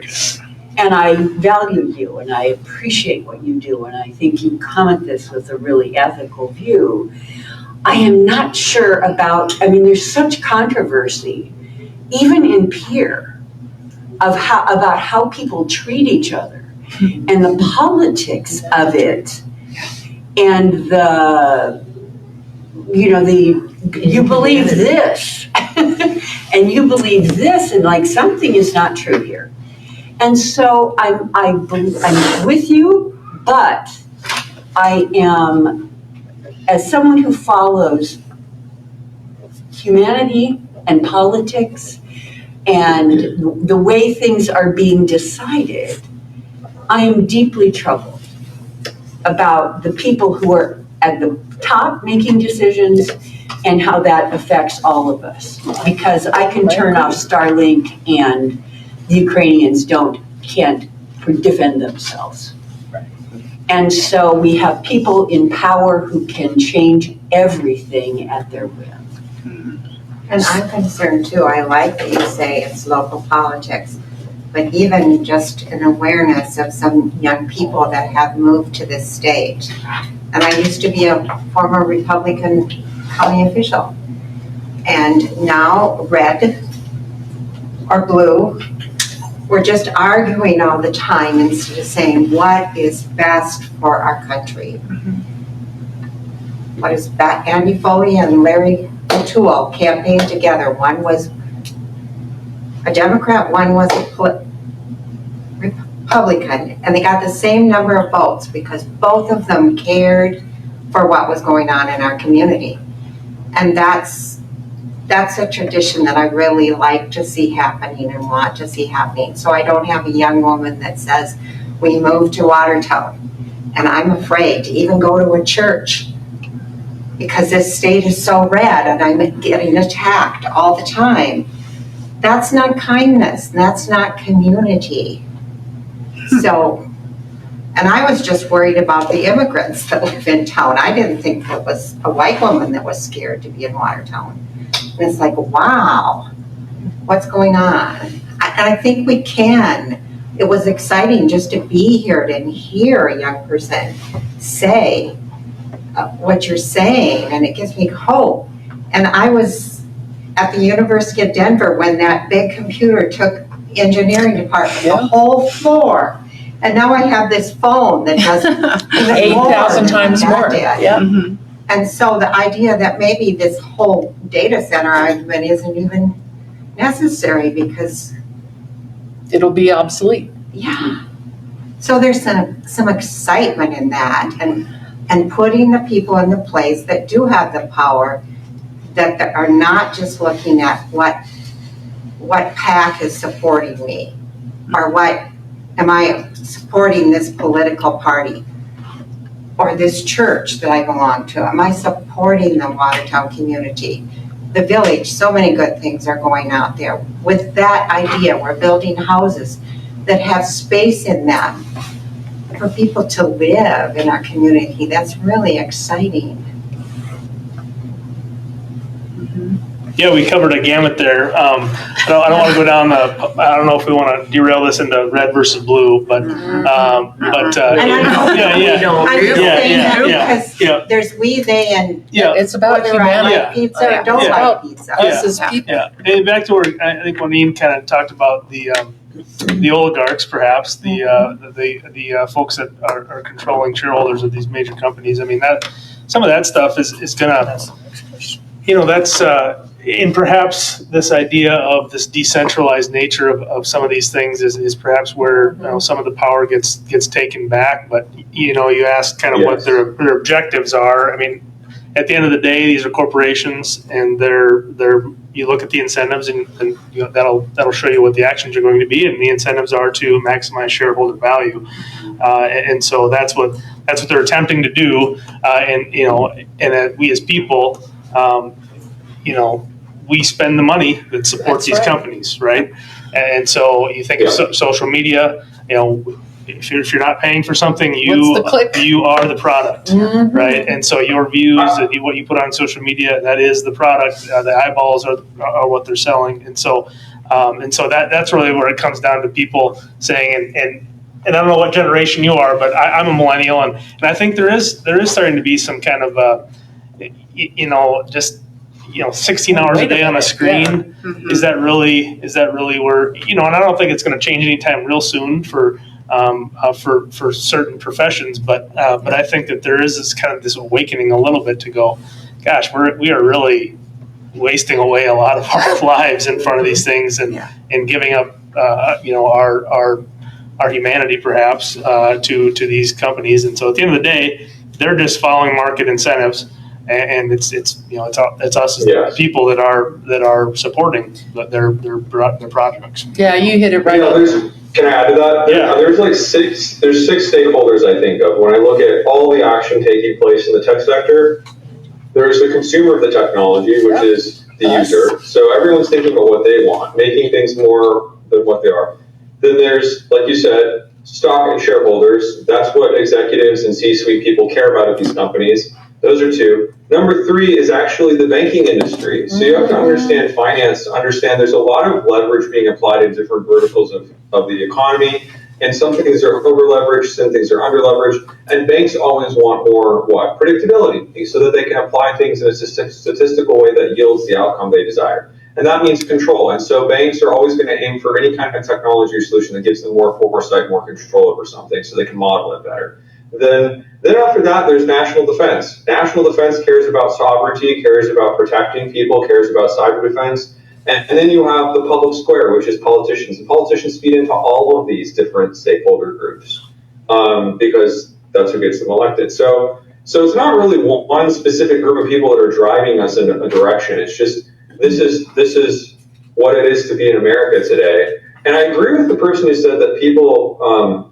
Actually, I don't know if I heard it completely, so I'm not going to quote it. But what I'll say is, what's exciting and optimistic to me is there are people that are realizing the importance of self-discovery because of AI. They're starting to question their own humanity. They're starting to ask questions like, what does that mean to be human? Yeah. And when you start asking questions, what does it mean to be human? You also start asking questions, what does it mean to be a good human, or a nice human, or a kind human, or a diligent human, or a dignified human, right? So, and that means better behavior. That means better cohesion. People are kind, like civilization moves up, right? Not everyone attacks everyone all the time and controls them 24/7. So that gives me some hope. A lot of people are like, oh, it's the end of the world. The AI is going to kill everyone, destroy everything. I don't think so. I think it's actually creating incentives for things to change in the way that we want them to change. People being nicer, conversations being more genuine, less screen time, better safety, better margins. It's kind of giving everything to everybody, but it's going to be a bumpy ride until we get there. And there is nobody driving it in the right direction. And so that's why we have to participate. Otherwise, it will go off the rails. That's right. Right? Because we still live in a democratic republic where things are participatory. Thank goodness. But anyways, that's my view. I don't know if you have that question, but that was one of my questions, that someone was quite trying to research how to find this in the leaders of AI. They were asking so-and-so leaders all over, and they couldn't pin down who's in charge or what the governance model really is controlled by. So could either of you two explain that a little? You're both a little more technical, Tyler and Dr. Cole. So yeah, I'll share this. I'm doing a research paper. I was just talking to someone I know at Berkeley who's going to maybe help me write it, and then a guy that is the chief scientist at a healthcare company. He cares about governance too for a lot of different reasons. But what's interesting and fascinating is nobody really knows what these CEOs or CTOs think. They change quite often, right? And it's because, like any executive, they sort of have to appease people, their shareholders, the public, PR. But when you're in the driving seat, or even if you're just delegating, or you look like you're in the driver's seat, you still need to be understood. And so I'm writing a research paper to understand what these different leaders believe and what they think and how they think. And it's really informative. When I talked to this guy at Berkeley today, let me show you this book he recommended me, actually. Let me show a book real quick on Amazon. I don't get any money by advertising this. I'm just fascinated. So there's a book that he referenced. It was called Getting Saved from the 60s. If anyone, let me see if I can show that. So this is the book. It's called Getting Saved from the 60s. It's written by Stephen Timpton. And basically what he talks about is the 60s were a time when individualism emerged, like real opinionated individualism. And this book kind of frames how the counterculture of the 60s propagated this idea of the self and how we need to be unique. And anyways, the point of this is this book is an example of how I hope to write about the ideologies and the influences in these tech circles and what emergent behavior is coming out of them. I don't know, but I'm reading into it and researching it. It's a question. A lot of people that are governance professionals and anthropologists and sociologists are asking the question of, like, where are we going to be 5 years from now? What kind of behaviors can we predict today and get right 5 years from now? Because of the things being said, because of the way philosophically these leaders are talking and thinking and sharing what they know. So that's what I'm doing, some paper research. And so if anyone's interested in that, feel free to send me an email or something. Now, in terms of AI governance, so AI governance, there's two levels of this. There's the data that's fed into AI, that's data governance. I did a lot of work there. And there's AI evaluations. And the way in which you do evaluations is actually changing quite a bit because of the tools and technology that's available to do them. Some tools, example, like LangChain or Brain Trust, these are two software products that you can use to form evaluations of models and determine if they're coherent, if they're hallucinating, if their data is being modeled or weighted properly. And if you don't have good governance as a project team, your project, your product you're building is not going to work. Now, if you don't have a good governance model as a company, you expose yourself to a lot of risk. You get sued, you make bad ethical decisions, you're not aware of what's going on, you have employees that aren't necessarily rogue, there's very high risk in the terms of they're willing to take lots of risks because they're very curious, they're curious Georges. But to a CFO or CRO, that might be a bad thing. And if you don't know who the curious Georges are, they can get you in trouble. So there's a level of mitigation you have to manage there. And then there's the national governance risk. And there is not really much work being done today in this space compared to Europe. And I'm actually happy about that because what's happening in Europe is an overregulation where you're stamping out any ability for anyone to do anything. The amount of development that's happened in Europe in the last 10 years compared to the United States is nothing. Like, just it's sad actually. Where the United States, because we don't have a regulated environment, people can actually experiment. They can actually take risks. They can actually explore things. They can actually do things beyond published research. So I think that's good. But as these systems evolve, we're going to have to rethink governance. And I'm not an advocate of centralized governance. I'm an advocate of what I call quasi-distributed governance. So what that looks like is you create the right incentives for large actors to behave right. So, and that's already kind of being done, actually. An example might be Walmart. I'll use Walmart as an example. So Walmart has one of the largest data estates in the world, fun fact. And if they do not understand what they're collecting on people, they can get sued because they're a global company. They also have to adhere to various regulations like GDPR, which is in Europe. They now have to adhere to the UAE Act, but they don't really have a presence in Europe, so it's not that big of a deal. But they have customers in Europe that shop international and have things shipped and drop shipped, even from Walmart, from America to Europe. And so they have to follow these regulations. And so it's kind of funny that because we live in a global world, and there are many companies in the United States that are global, the laws are already there and they're already doing the job. They're just not locally enforced, but they're there in other places to be enforced. And that enforcement alone puts the right kind of pressure for the business to behave a certain way without you having to enforce it locally. So that's how I think about it. I don't know if that made any sense. I'm really tired. It's 5:30, so I'll shut up, but hopefully someone else has something else to say. Thank you. Okay. Does Dr. Cole, did you want to put anything out there, maybe as we wrap up? Get to. Or do we go till 6? Well, we have a hard stop at 6. Got to Okay. get out. But I want to get more audience questions after we wrap up this Yeah, question. we're not hearing you. You're muted. I think he muted himself. Oh, Matthew, you're muted. Let me see if I can find it. Oh, I can't hear you. It might be your settings. Go look at your settings. Gosh, there's a tech problem. AI will fix it. I had one earlier No, today, still like, can't hear how you. can I fix this? So I had to restart my computer. Yep, now we can. Okay, I pushed it in. Might have got disconnected. Go ahead. Okay, so no, I think Tyler covered governance pretty well. I mean, I think it's also just kind of a rapidly changing area as we learn new things there. But yeah, I just need to take responsibility going forward. I mean, what we do today, it's not necessarily going to be the same probably 5 or 10 years from now. The technology or the field is just going to constantly be evolving, so we really think about that. No, I don't have too much else. Yeah, I think stuff was covered pretty well. Are there any questions directly from me? Are there some audience questions? Is there anything else that you wanted to cover?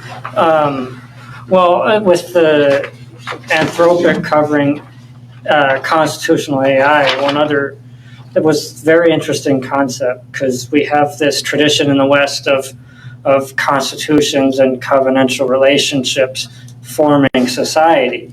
And I'm not to the point where I think they know what they're doing with constitutional AI, because do they actually recognize the deep theological and deep legal tradition and political tradition of where our constitutional values did come from in the West.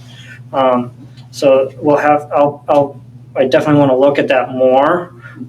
It'd be interesting to see that structured better, because that's probably the most unique thing I've seen out of one of the tech leaders, was actually building it out as a constitutional model. I've never heard of that. I've never heard of it either. Amadei, a leader of Anthropic's been building it out that way.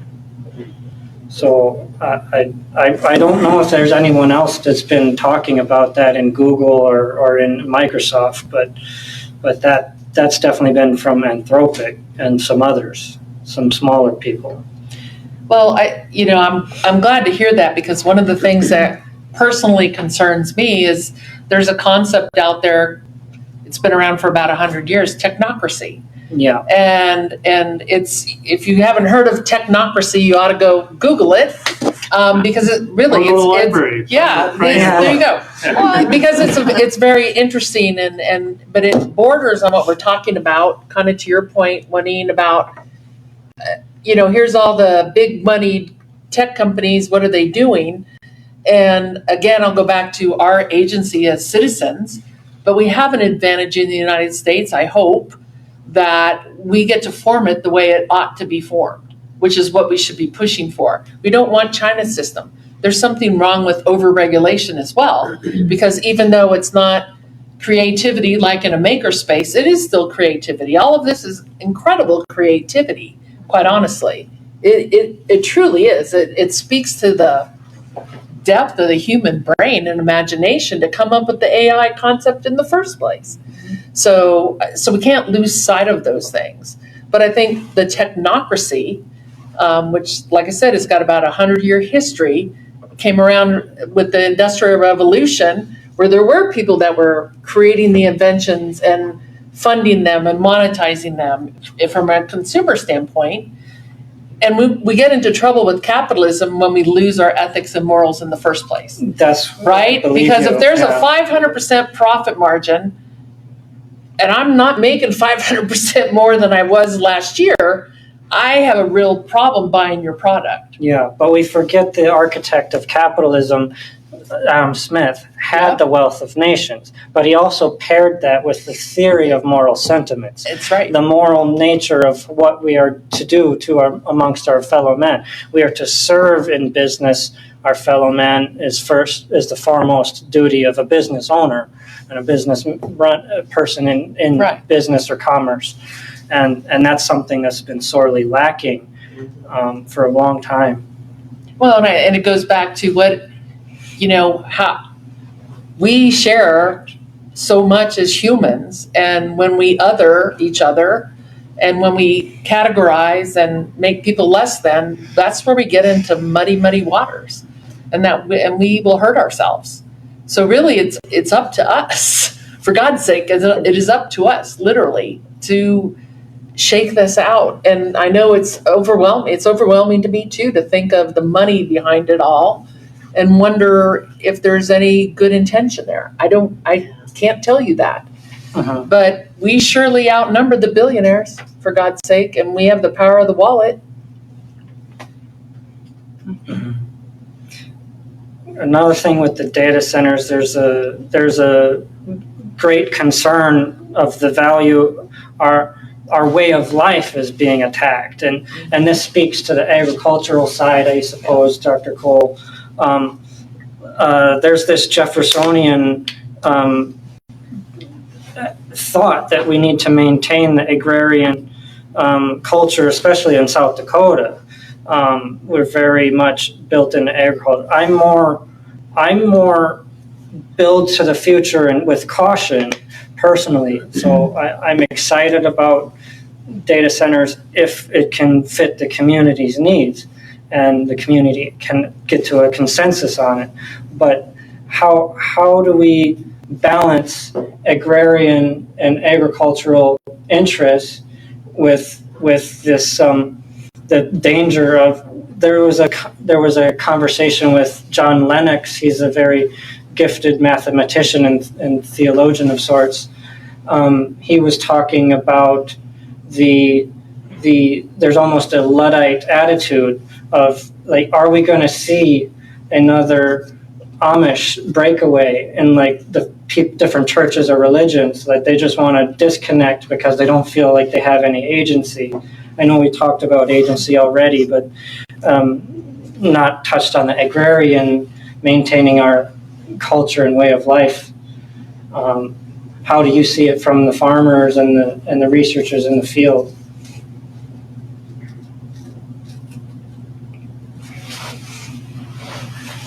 Did you hear any of that? Oh, he's got his mic. He's off. muted. Oh, I'm here. Yeah, we got you. Okay. Could you repeat the question? You faded out there. There's like an agrarian culture that I've seen a lot of even politicians or friends get riled up about, and the farmers are certainly concerned, but there's this fear of balancing our Jeffersonian agrarian culture and our economy in South Dakota with new development. And you're a little on the tech side of agriculture, but I just was curious what your thoughts were. Yeah. So on the agricultural side of things, I mean, people aren't too thrilled about data centers for a number of reasons. Well, one, I guess the two top reasons is utility and water costs, or power and water costs. Those we've seen data centers built in other states. I mean, we've seen those costs go up over time with data centers, but then it also comes down to land as well. I mean, in Ohio, what's it called, Stargate? There's a massive facility being built right now to provide infrastructure for AI. And so, I mean, it really makes things tough for farmers, because when price of land goes up and the cost of water and power goes up, I mean, it's just getting the margins that really aren't there for our farmers. So, they're not really too thrilled about it because, I mean, again, we've seen it in other states when those costs tend to go up, and farmers are going to be putting the bill from those increased costs just to maintain those facilities in our area. So,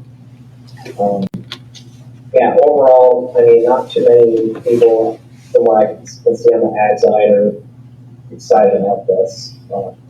Yeah, I mean, it does need some essential resources needed for agriculture.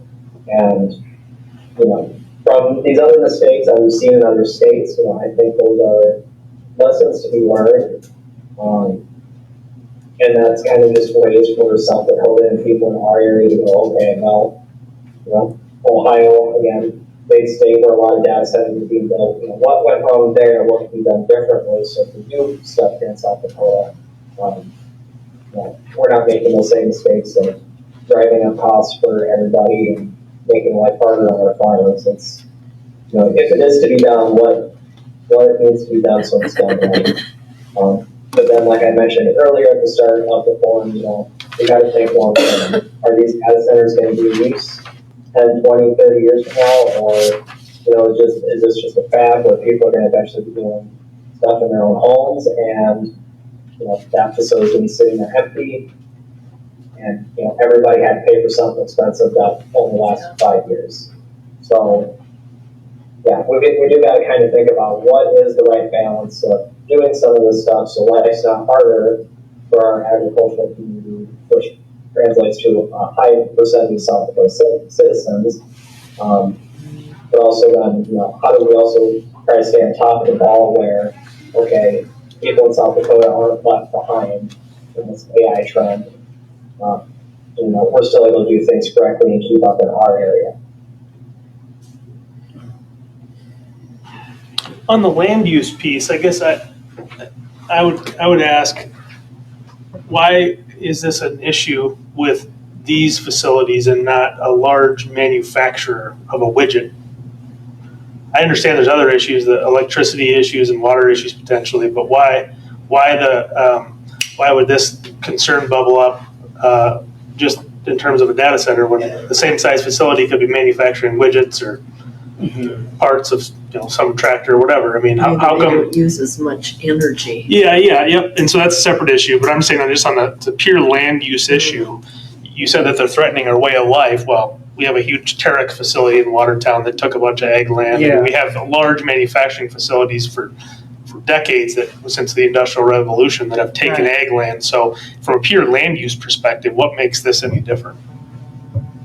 That's what I would push back at. So one thing was, I cannot remember the company and the exact location off the top of my head, but it was down in the Clear Lake area. I do remember that. I recall somebody was talking of eyeballing wanting to put a data center there. Applied Digital. Yep.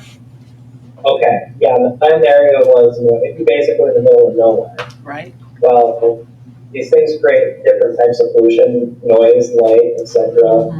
And putting that in the middle of a dark countryside, I don't think not all farmers want a moment. I mean, I know farmers have to put up with a lot of noise, but putting up with the data center in the middle is another point that I was trying to think about too is it should affect land prices as well. I mean, these companies they'll pay about any amount of money to put up a land or to put up a data center. And again, we've seen stories of other states, they would offer massive checks to certain landowners so they could buy them out and use it. So price of land, I think, is something that does need to be considered too, because I'm going off on a tangent here because housing is a whole other separate issue. I guess I don't disagree with that, but then on the same train of argument, you could say that we should start regulating the Hutterites because they'll pay any price for land. I mean, there's all sorts of land uses that are driving up the cost of land, and so I guess I have a concern about the land use argument that a private property owner chose to sell their land to another private owner. I have a concern, but the energy and water piece, I would comment on. It's huge, but it's also not site specific. And so when I say that, I mean, if we say we're not going to have them in our neighborhood, your electricity prices are going up anyway if it's down the street. And so if it's in Minnesota, we're all on the same grid. Right. And so if our electricity prices are going up, we say not in our neighborhood, they're going to go up anyway. And so where I come from on that issue is perhaps we should say, okay, if these two issues, the water use issue I think has been, with modern technology, has now been largely remediated. The electricity piece is not. It is causing an increase in electricity, but it's also going to cause electricity increases if it's in Minnesota or North Dakota or Nebraska. Right. We're not going to get the property tax benefit in South Dakota. So that is the biggest thing, because we don't generate our own power here. We get it from other places for the most part. Right. So that is a huge issue, and that's an economic issue in the deal of it all. Mm-hmm. And the other piece about what's interesting about AI and technology, it's starting to kind of come to me, and some commentators are talking about it now. Historically, technology companies, specifically the ones that are heavy into AI now, were very capital light companies. Mm-hmm. They had to have data farms, traditional data farms, et cetera, but not to this extent. Now, these data centers are costing, I think OpenAI is going to invest $700 billion over the next 4 years in new data centers, which ultimately means their products are going to be more expensive. And so it's also the interesting tension here with, historically, technology was this low-cost provider that you could start to whittle down your workforce because you could technologize things. But now there's going to be a real question of, okay, AI can maybe do this pretty effectively, but I also have to pay basically just as much to this AI company as I would pay an employee. So now there's going to be a real cost-benefit analysis that's going to be not very far off in terms of cost to say, maybe I'd rather have a person running that, maybe using an AI, but not completely replacing that person. So I think that's going to become a bigger and bigger part of the discussion of the cost of compute is going to get passed on to businesses and individuals that need it, more so than it has in the past because of the massive investments that are needed. I do think the employment is an issue with downsizing of tech companies, of all kinds of companies that are Ed Jones talked about cutting 10% of their workforce because they didn't need people to do that accounting, those number crunching things. They promised that they would give them training so that they could go on and find another job. That was their commitment to them. But that's not everybody's commitment. So I think we're looking at, on the human side, some additional important things to consider as side effects of impacts of this change. And any change causes that. But I think I grew up thinking, not grew up, but it used to be, well, get a tech job. And it's like, whoa, baby. 8,000 are gone, 10% gone from Facebook or whomever it was this week. So we're looking at all kinds of changes that are going to be dynamic for humans. But I think there's unintended consequences. So you were talking about ag land. Our ag land is going to change forever on the hill. There's a whole square mile that'll never be ag land again. And we're very aware of that. So there's unintended consequences there. It's, and I think that's where the human discernment comes into all of this. And our voice is being heard, but we can't be silent either. That's our part in this. Being a human is a cooperative effort. So, So just to kind of play devil's advocate a little bit on this. So yes, okay. I will preface this by saying I am not originally from South Dakota. I grew up in the Chicago area. I lived in Michigan. Most of my formative years were in the Chicago area. Moving here, I can tell you that there is a very specific mindset that I have not encountered in any of the other places that I have lived or experienced. And while, yes, it is obviously very, very important to protect ag land and things like that because it's necessary. Those are things that we need, and it is what we have here in South Dakota as a main resource. But the more that we say, no, we're not doing that because it will take this away, the more that we're going to become that, like you mentioned earlier, the society that draws away from the progress. We're going to become, it's going to be like South Dakota is going to say, nope, we're not taking that because it's progress, or because that progress is going to cause this issue. When you think about throughout history, the Industrial Revolution, things like that. Unfortunately, yes, we do see peaks and valleys of employment, of technological advancement, of, what do we do now? But that is again, playing back into what makes us human is what do we do now? Okay, let's figure it out. We can't say that we want to invest in the future of South Dakota. One of the things I hear from people all the time is, I don't understand why people don't stay. People leave. The young kids are leaving. They're going to different places. Well, guess what? They're going to different places because there's more opportunities for them in other places. Not all young people in South Dakota want to become farmers, and land is already owned by farming families. And so that's not something that's even an option for a lot of them. Right. So even if they want to be farmers, South Dakota doesn't always offer that ability because it's, like I said, the land's already owned, it's already farmed, it's been in this family for generations. All of those things, those are wonderful things, but they're not the things that are going to keep people here or increase the number of young people who return after college. And so we have to find the balance of where we continue forward with progress and where we continue to hold on to some of that tradition. The tradition is important, but so is the future. And tradition isn't everything. Right. So I'll go back to first of all, Matt talked about the probability, right? Mm-hmm. So that's the balance. Where is the balance? Where's the probability that this is going to work? And that's the fine tuning that needs to be done with this. The tool's already been created, quite honestly. The technology is there. Also, you young people here today give me a lot of hope for my grandchildren, because I hear you talking with the moral fiber. John Meacham talked at SDSU about this moral fiber that makes a difference when push comes to shove. Mm-hmm. And I hear that in your speeches. Yes. And that thrills me. That gives me hope for the next generation. Yep. And the generation after that. Yes. So good for you.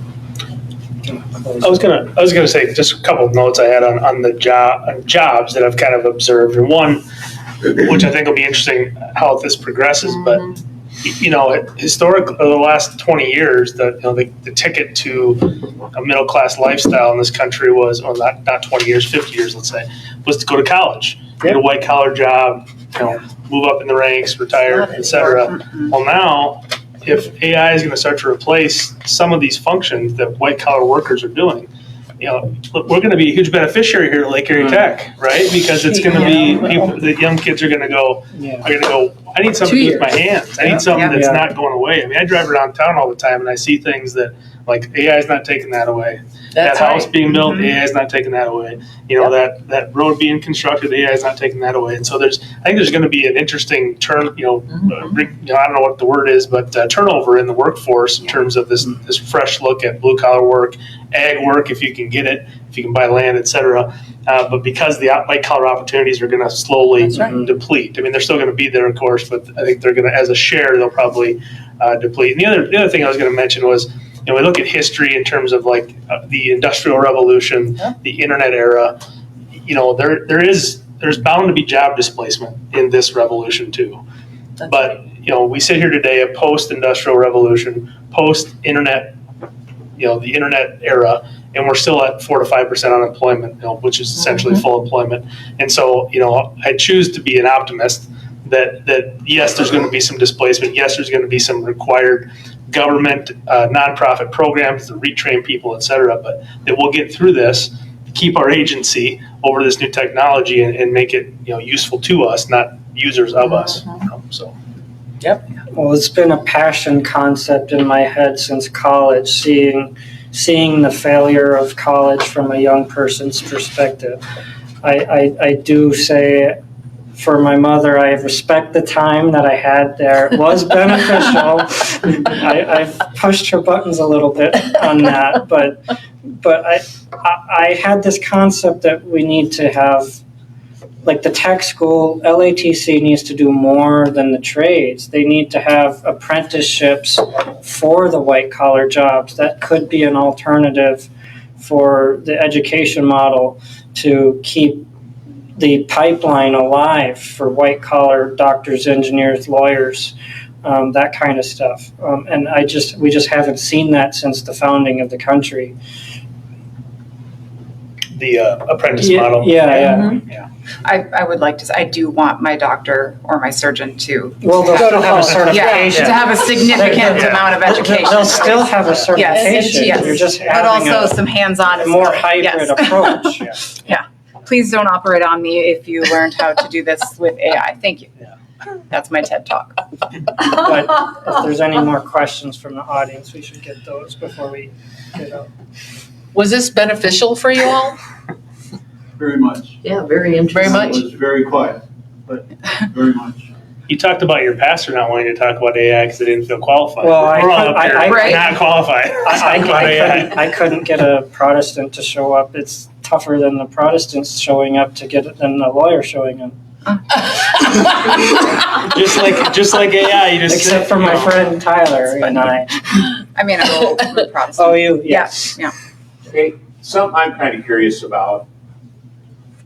Like KT, you use AI in your writing as a tool. Yes. Not to write the book. Correct. But as a tool. Yes. But has AI progressed to the point that, say, you're trying to use it to write a book or a paper or something, and it comes back and says, can it come back to you and say, now look, somebody else over here did almost exactly the the same thing, you need to stop and turn around. Are they going to correct plagiarism? Is that what you're saying? Well, Yeah. Or There are, there are AIs that are built to do that. There are AI, just as an example for this specific question, I have a story that I'm working on that is actually very much a futuristic, what would happen if we go a little too far. But it has the human control over the AI as part of it. So one of the things that I said when I was kind of just throwing ideas out at my little chat back and forth was, I want to avoid this coming across as 1984, A Brave New World, the Hunger Games. Like, I don't want my story to come too close to these things. And so then it came back at me and said, well, here's how your story differs from these things. But here are the things that could tie into the same genre, which tying in the same genre is fine, but my story shouldn't be just a regurgitation of someone else's. However, all creative works end up being a little bit of a regurgitation of everything that we've learned and seen and thought, because you get ideas from life and you are exposed to all kinds of things. So short answer is, yes, there are AIs out there that are designed to identify plagiarism. Long answer is no. Most AIs are in my experience, unlikely to be like, oh, hey, by the way, that's this Not gonna exact put this paragraph. in, Yeah. Because ultimately you decide what you put in there. And I wonder about it in different things that I've read, it talks about, well, you can use AI to write job descriptions or different things like that. You can. And then I wonder if you're trying to use AI to write a technical manual, is it gonna know enough to ask you enough questions about what you're trying to do? There are people, so they actually, and I say very loosely, AI companies, they hire professionals to train different AI bots to have those types of, that level of expertise. I have been asked to help with it in a writing standpoint. I didn't want to, simply because I don't think that I am qualified enough for those types of things. I'm a writer, but I don't see myself as like, Stephen King or John Grisham or someone who's really, really well honed in the craft. And so I don't know that I'm the right person for it. Not yet. Right, sure, not yet. Get there. You got a lot of books though. Well, I do have a lot of books, yes. and my experience with AI has just been, when you search on Google or something, and the AI thing comes up at the top of the search, and it's kind of footnoted. It says where it got the information for you, so that's a helpful tool. Yes. But maybe I got to go ask the Google AI guy what's the best AI to use to write a Well, mine, of course, for mine. this water. Yeah. I've used AI for the two things mentioned, for like position descriptions and the technical manual. And the position thing, because I was old, I kind of knew what I wanted to write, but all of a sudden I could just hit print. Sure. And the technical manual had to feed in quite a few words. And what would have taken me, I'm just going to guess, let's say it would have taken me 10 hours, took me 3 hours. Yep. And so even at my age, not knowing too much about this industry, it's in the last year, it has saved me many hours to reach the same outcome. Yep. Well, and it's almost like having an encyclopedia literally at your fingertips. Because back in the day, we would have been in the library with our index cards, all the things, right? That's the way I grew up. That's the era I grew up in. So it's a shortcut and delivers it right here. So I look at it that way. It is a shortcut, but then you still have to, right? As the person who's producing it, because you're responsible for that production, your stamp of approval has to be on the end product. So it comes back to that discerning human quality. And you still have to know, I think Katie mentioned, don't make this sound like the Hunger Games, don't make this sound like 1984. Well, when did you read 1984? Probably in 9th grade or 10th grade. And so you think of you don't know what you don't know. It becomes abstracted over time. Well, but the idea that, you think about it in the abstract, you start getting worried, what's the value of education anymore if you can just say, here's what I want, and it just creates it. Well, if she didn't know about 1984, having learned about it, she wouldn't have even known to say, don't make this like 1984. So there's going to become this whole new, idea that the prompt is really what there's going to become. There's a skill in writing these prompts, right? You can tell it what not to do, what to do. If I've written something and I want it to give me some ideas, I'll say, don't regenerate this with new form. Just look at it and tell me if there's things I might change. And then I'll say, I don't want to do that. I'll do that. I don't want to do that. It's just like an editor, essentially. Sorry, Roger.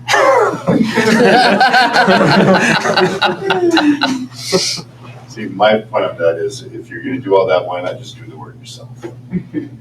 Right. I can tell it to do it and then make sure it did it right, or I can just do it myself. Right. Which I've been doing for 50 years. So. Right. Yeah. I don't even know why I'm here. Coming from a technical background, the reason I'd have it do it is because it can cut my time by 70%. Yeah. I work by the hours. There you go. My whole life. There you go. But that question though, okay, but you have those years of experience. Right. So the beauty of AI is it's trained by people with those years of experience who are teaching it to do these things so that it can then assist us and make us faster and more efficient. Now, trust me, I utilize Grammarly is a thing that I use in my books. My books go through, I write them, I send them to a story editor, she sends it back to me. I read what she's given me suggestions on, either adopt them or don't. So I do rewrites. I then send it through Grammarly, and then I make it read it to me out loud, and then I send it to an editor who then sends it back to me, and then I read through it again to make sure that everything that I want to say and everything. So it goes through all of these different processes, and yes, some of that includes, the computer, like Grammarly. And that's what we've been saying. I mean, if you think of AI as just one tool that you can use, one layer in that. it's a lot less problematic. Yes, right, and it's made my life easier. Totally. But even if you go back to my encyclopedia example, somebody compiled those 35 volumes for us so that I could, as a 7th grader, go look up Great Britain. Yep. Right? I mean, so they saved me time by compiling the encyclopedia. And then somebody took that and put it onto Encarta and saved me time when I was in 7th grade. Yeah. So I had EBSCO hosts. There you go. Well, and we didn't talk about it. You mentioned it right at the beginning, but just in terms of the lawyers, the state bar having policies, just kind of in this whole topic where it's a tool, there's still a human at the end. Yeah. There's still with the law, for example, lawyers. Some lawyers are adopting it fast. Some lawyers are slow to adopt, just like any other technology. But at the end of the day, their name's on the line, their license is on the line. As an author, your reputation's on the line, and so you can use the tool to make it perhaps a little bit quicker for you. But at the end of the day, a human is still taking ownership of whatever they're putting out. Yeah. Do you have any closing statements, Tyler and Dr. Cole? You have 10 seconds.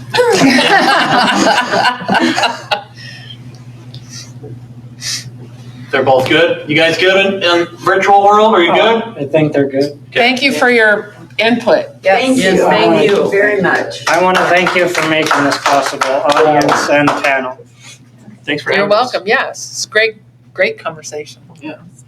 Well, everything was live streamed and it's on social media. It's on the internet. Yes, and it's on YouTube, Facebook, Twitch, and LinkedIn, and then we'll upload it as a news article too. But so you guys can watch it. Share it with people later if you want to and whatnot as well. So It'll probably be inputted into a ChatGPT.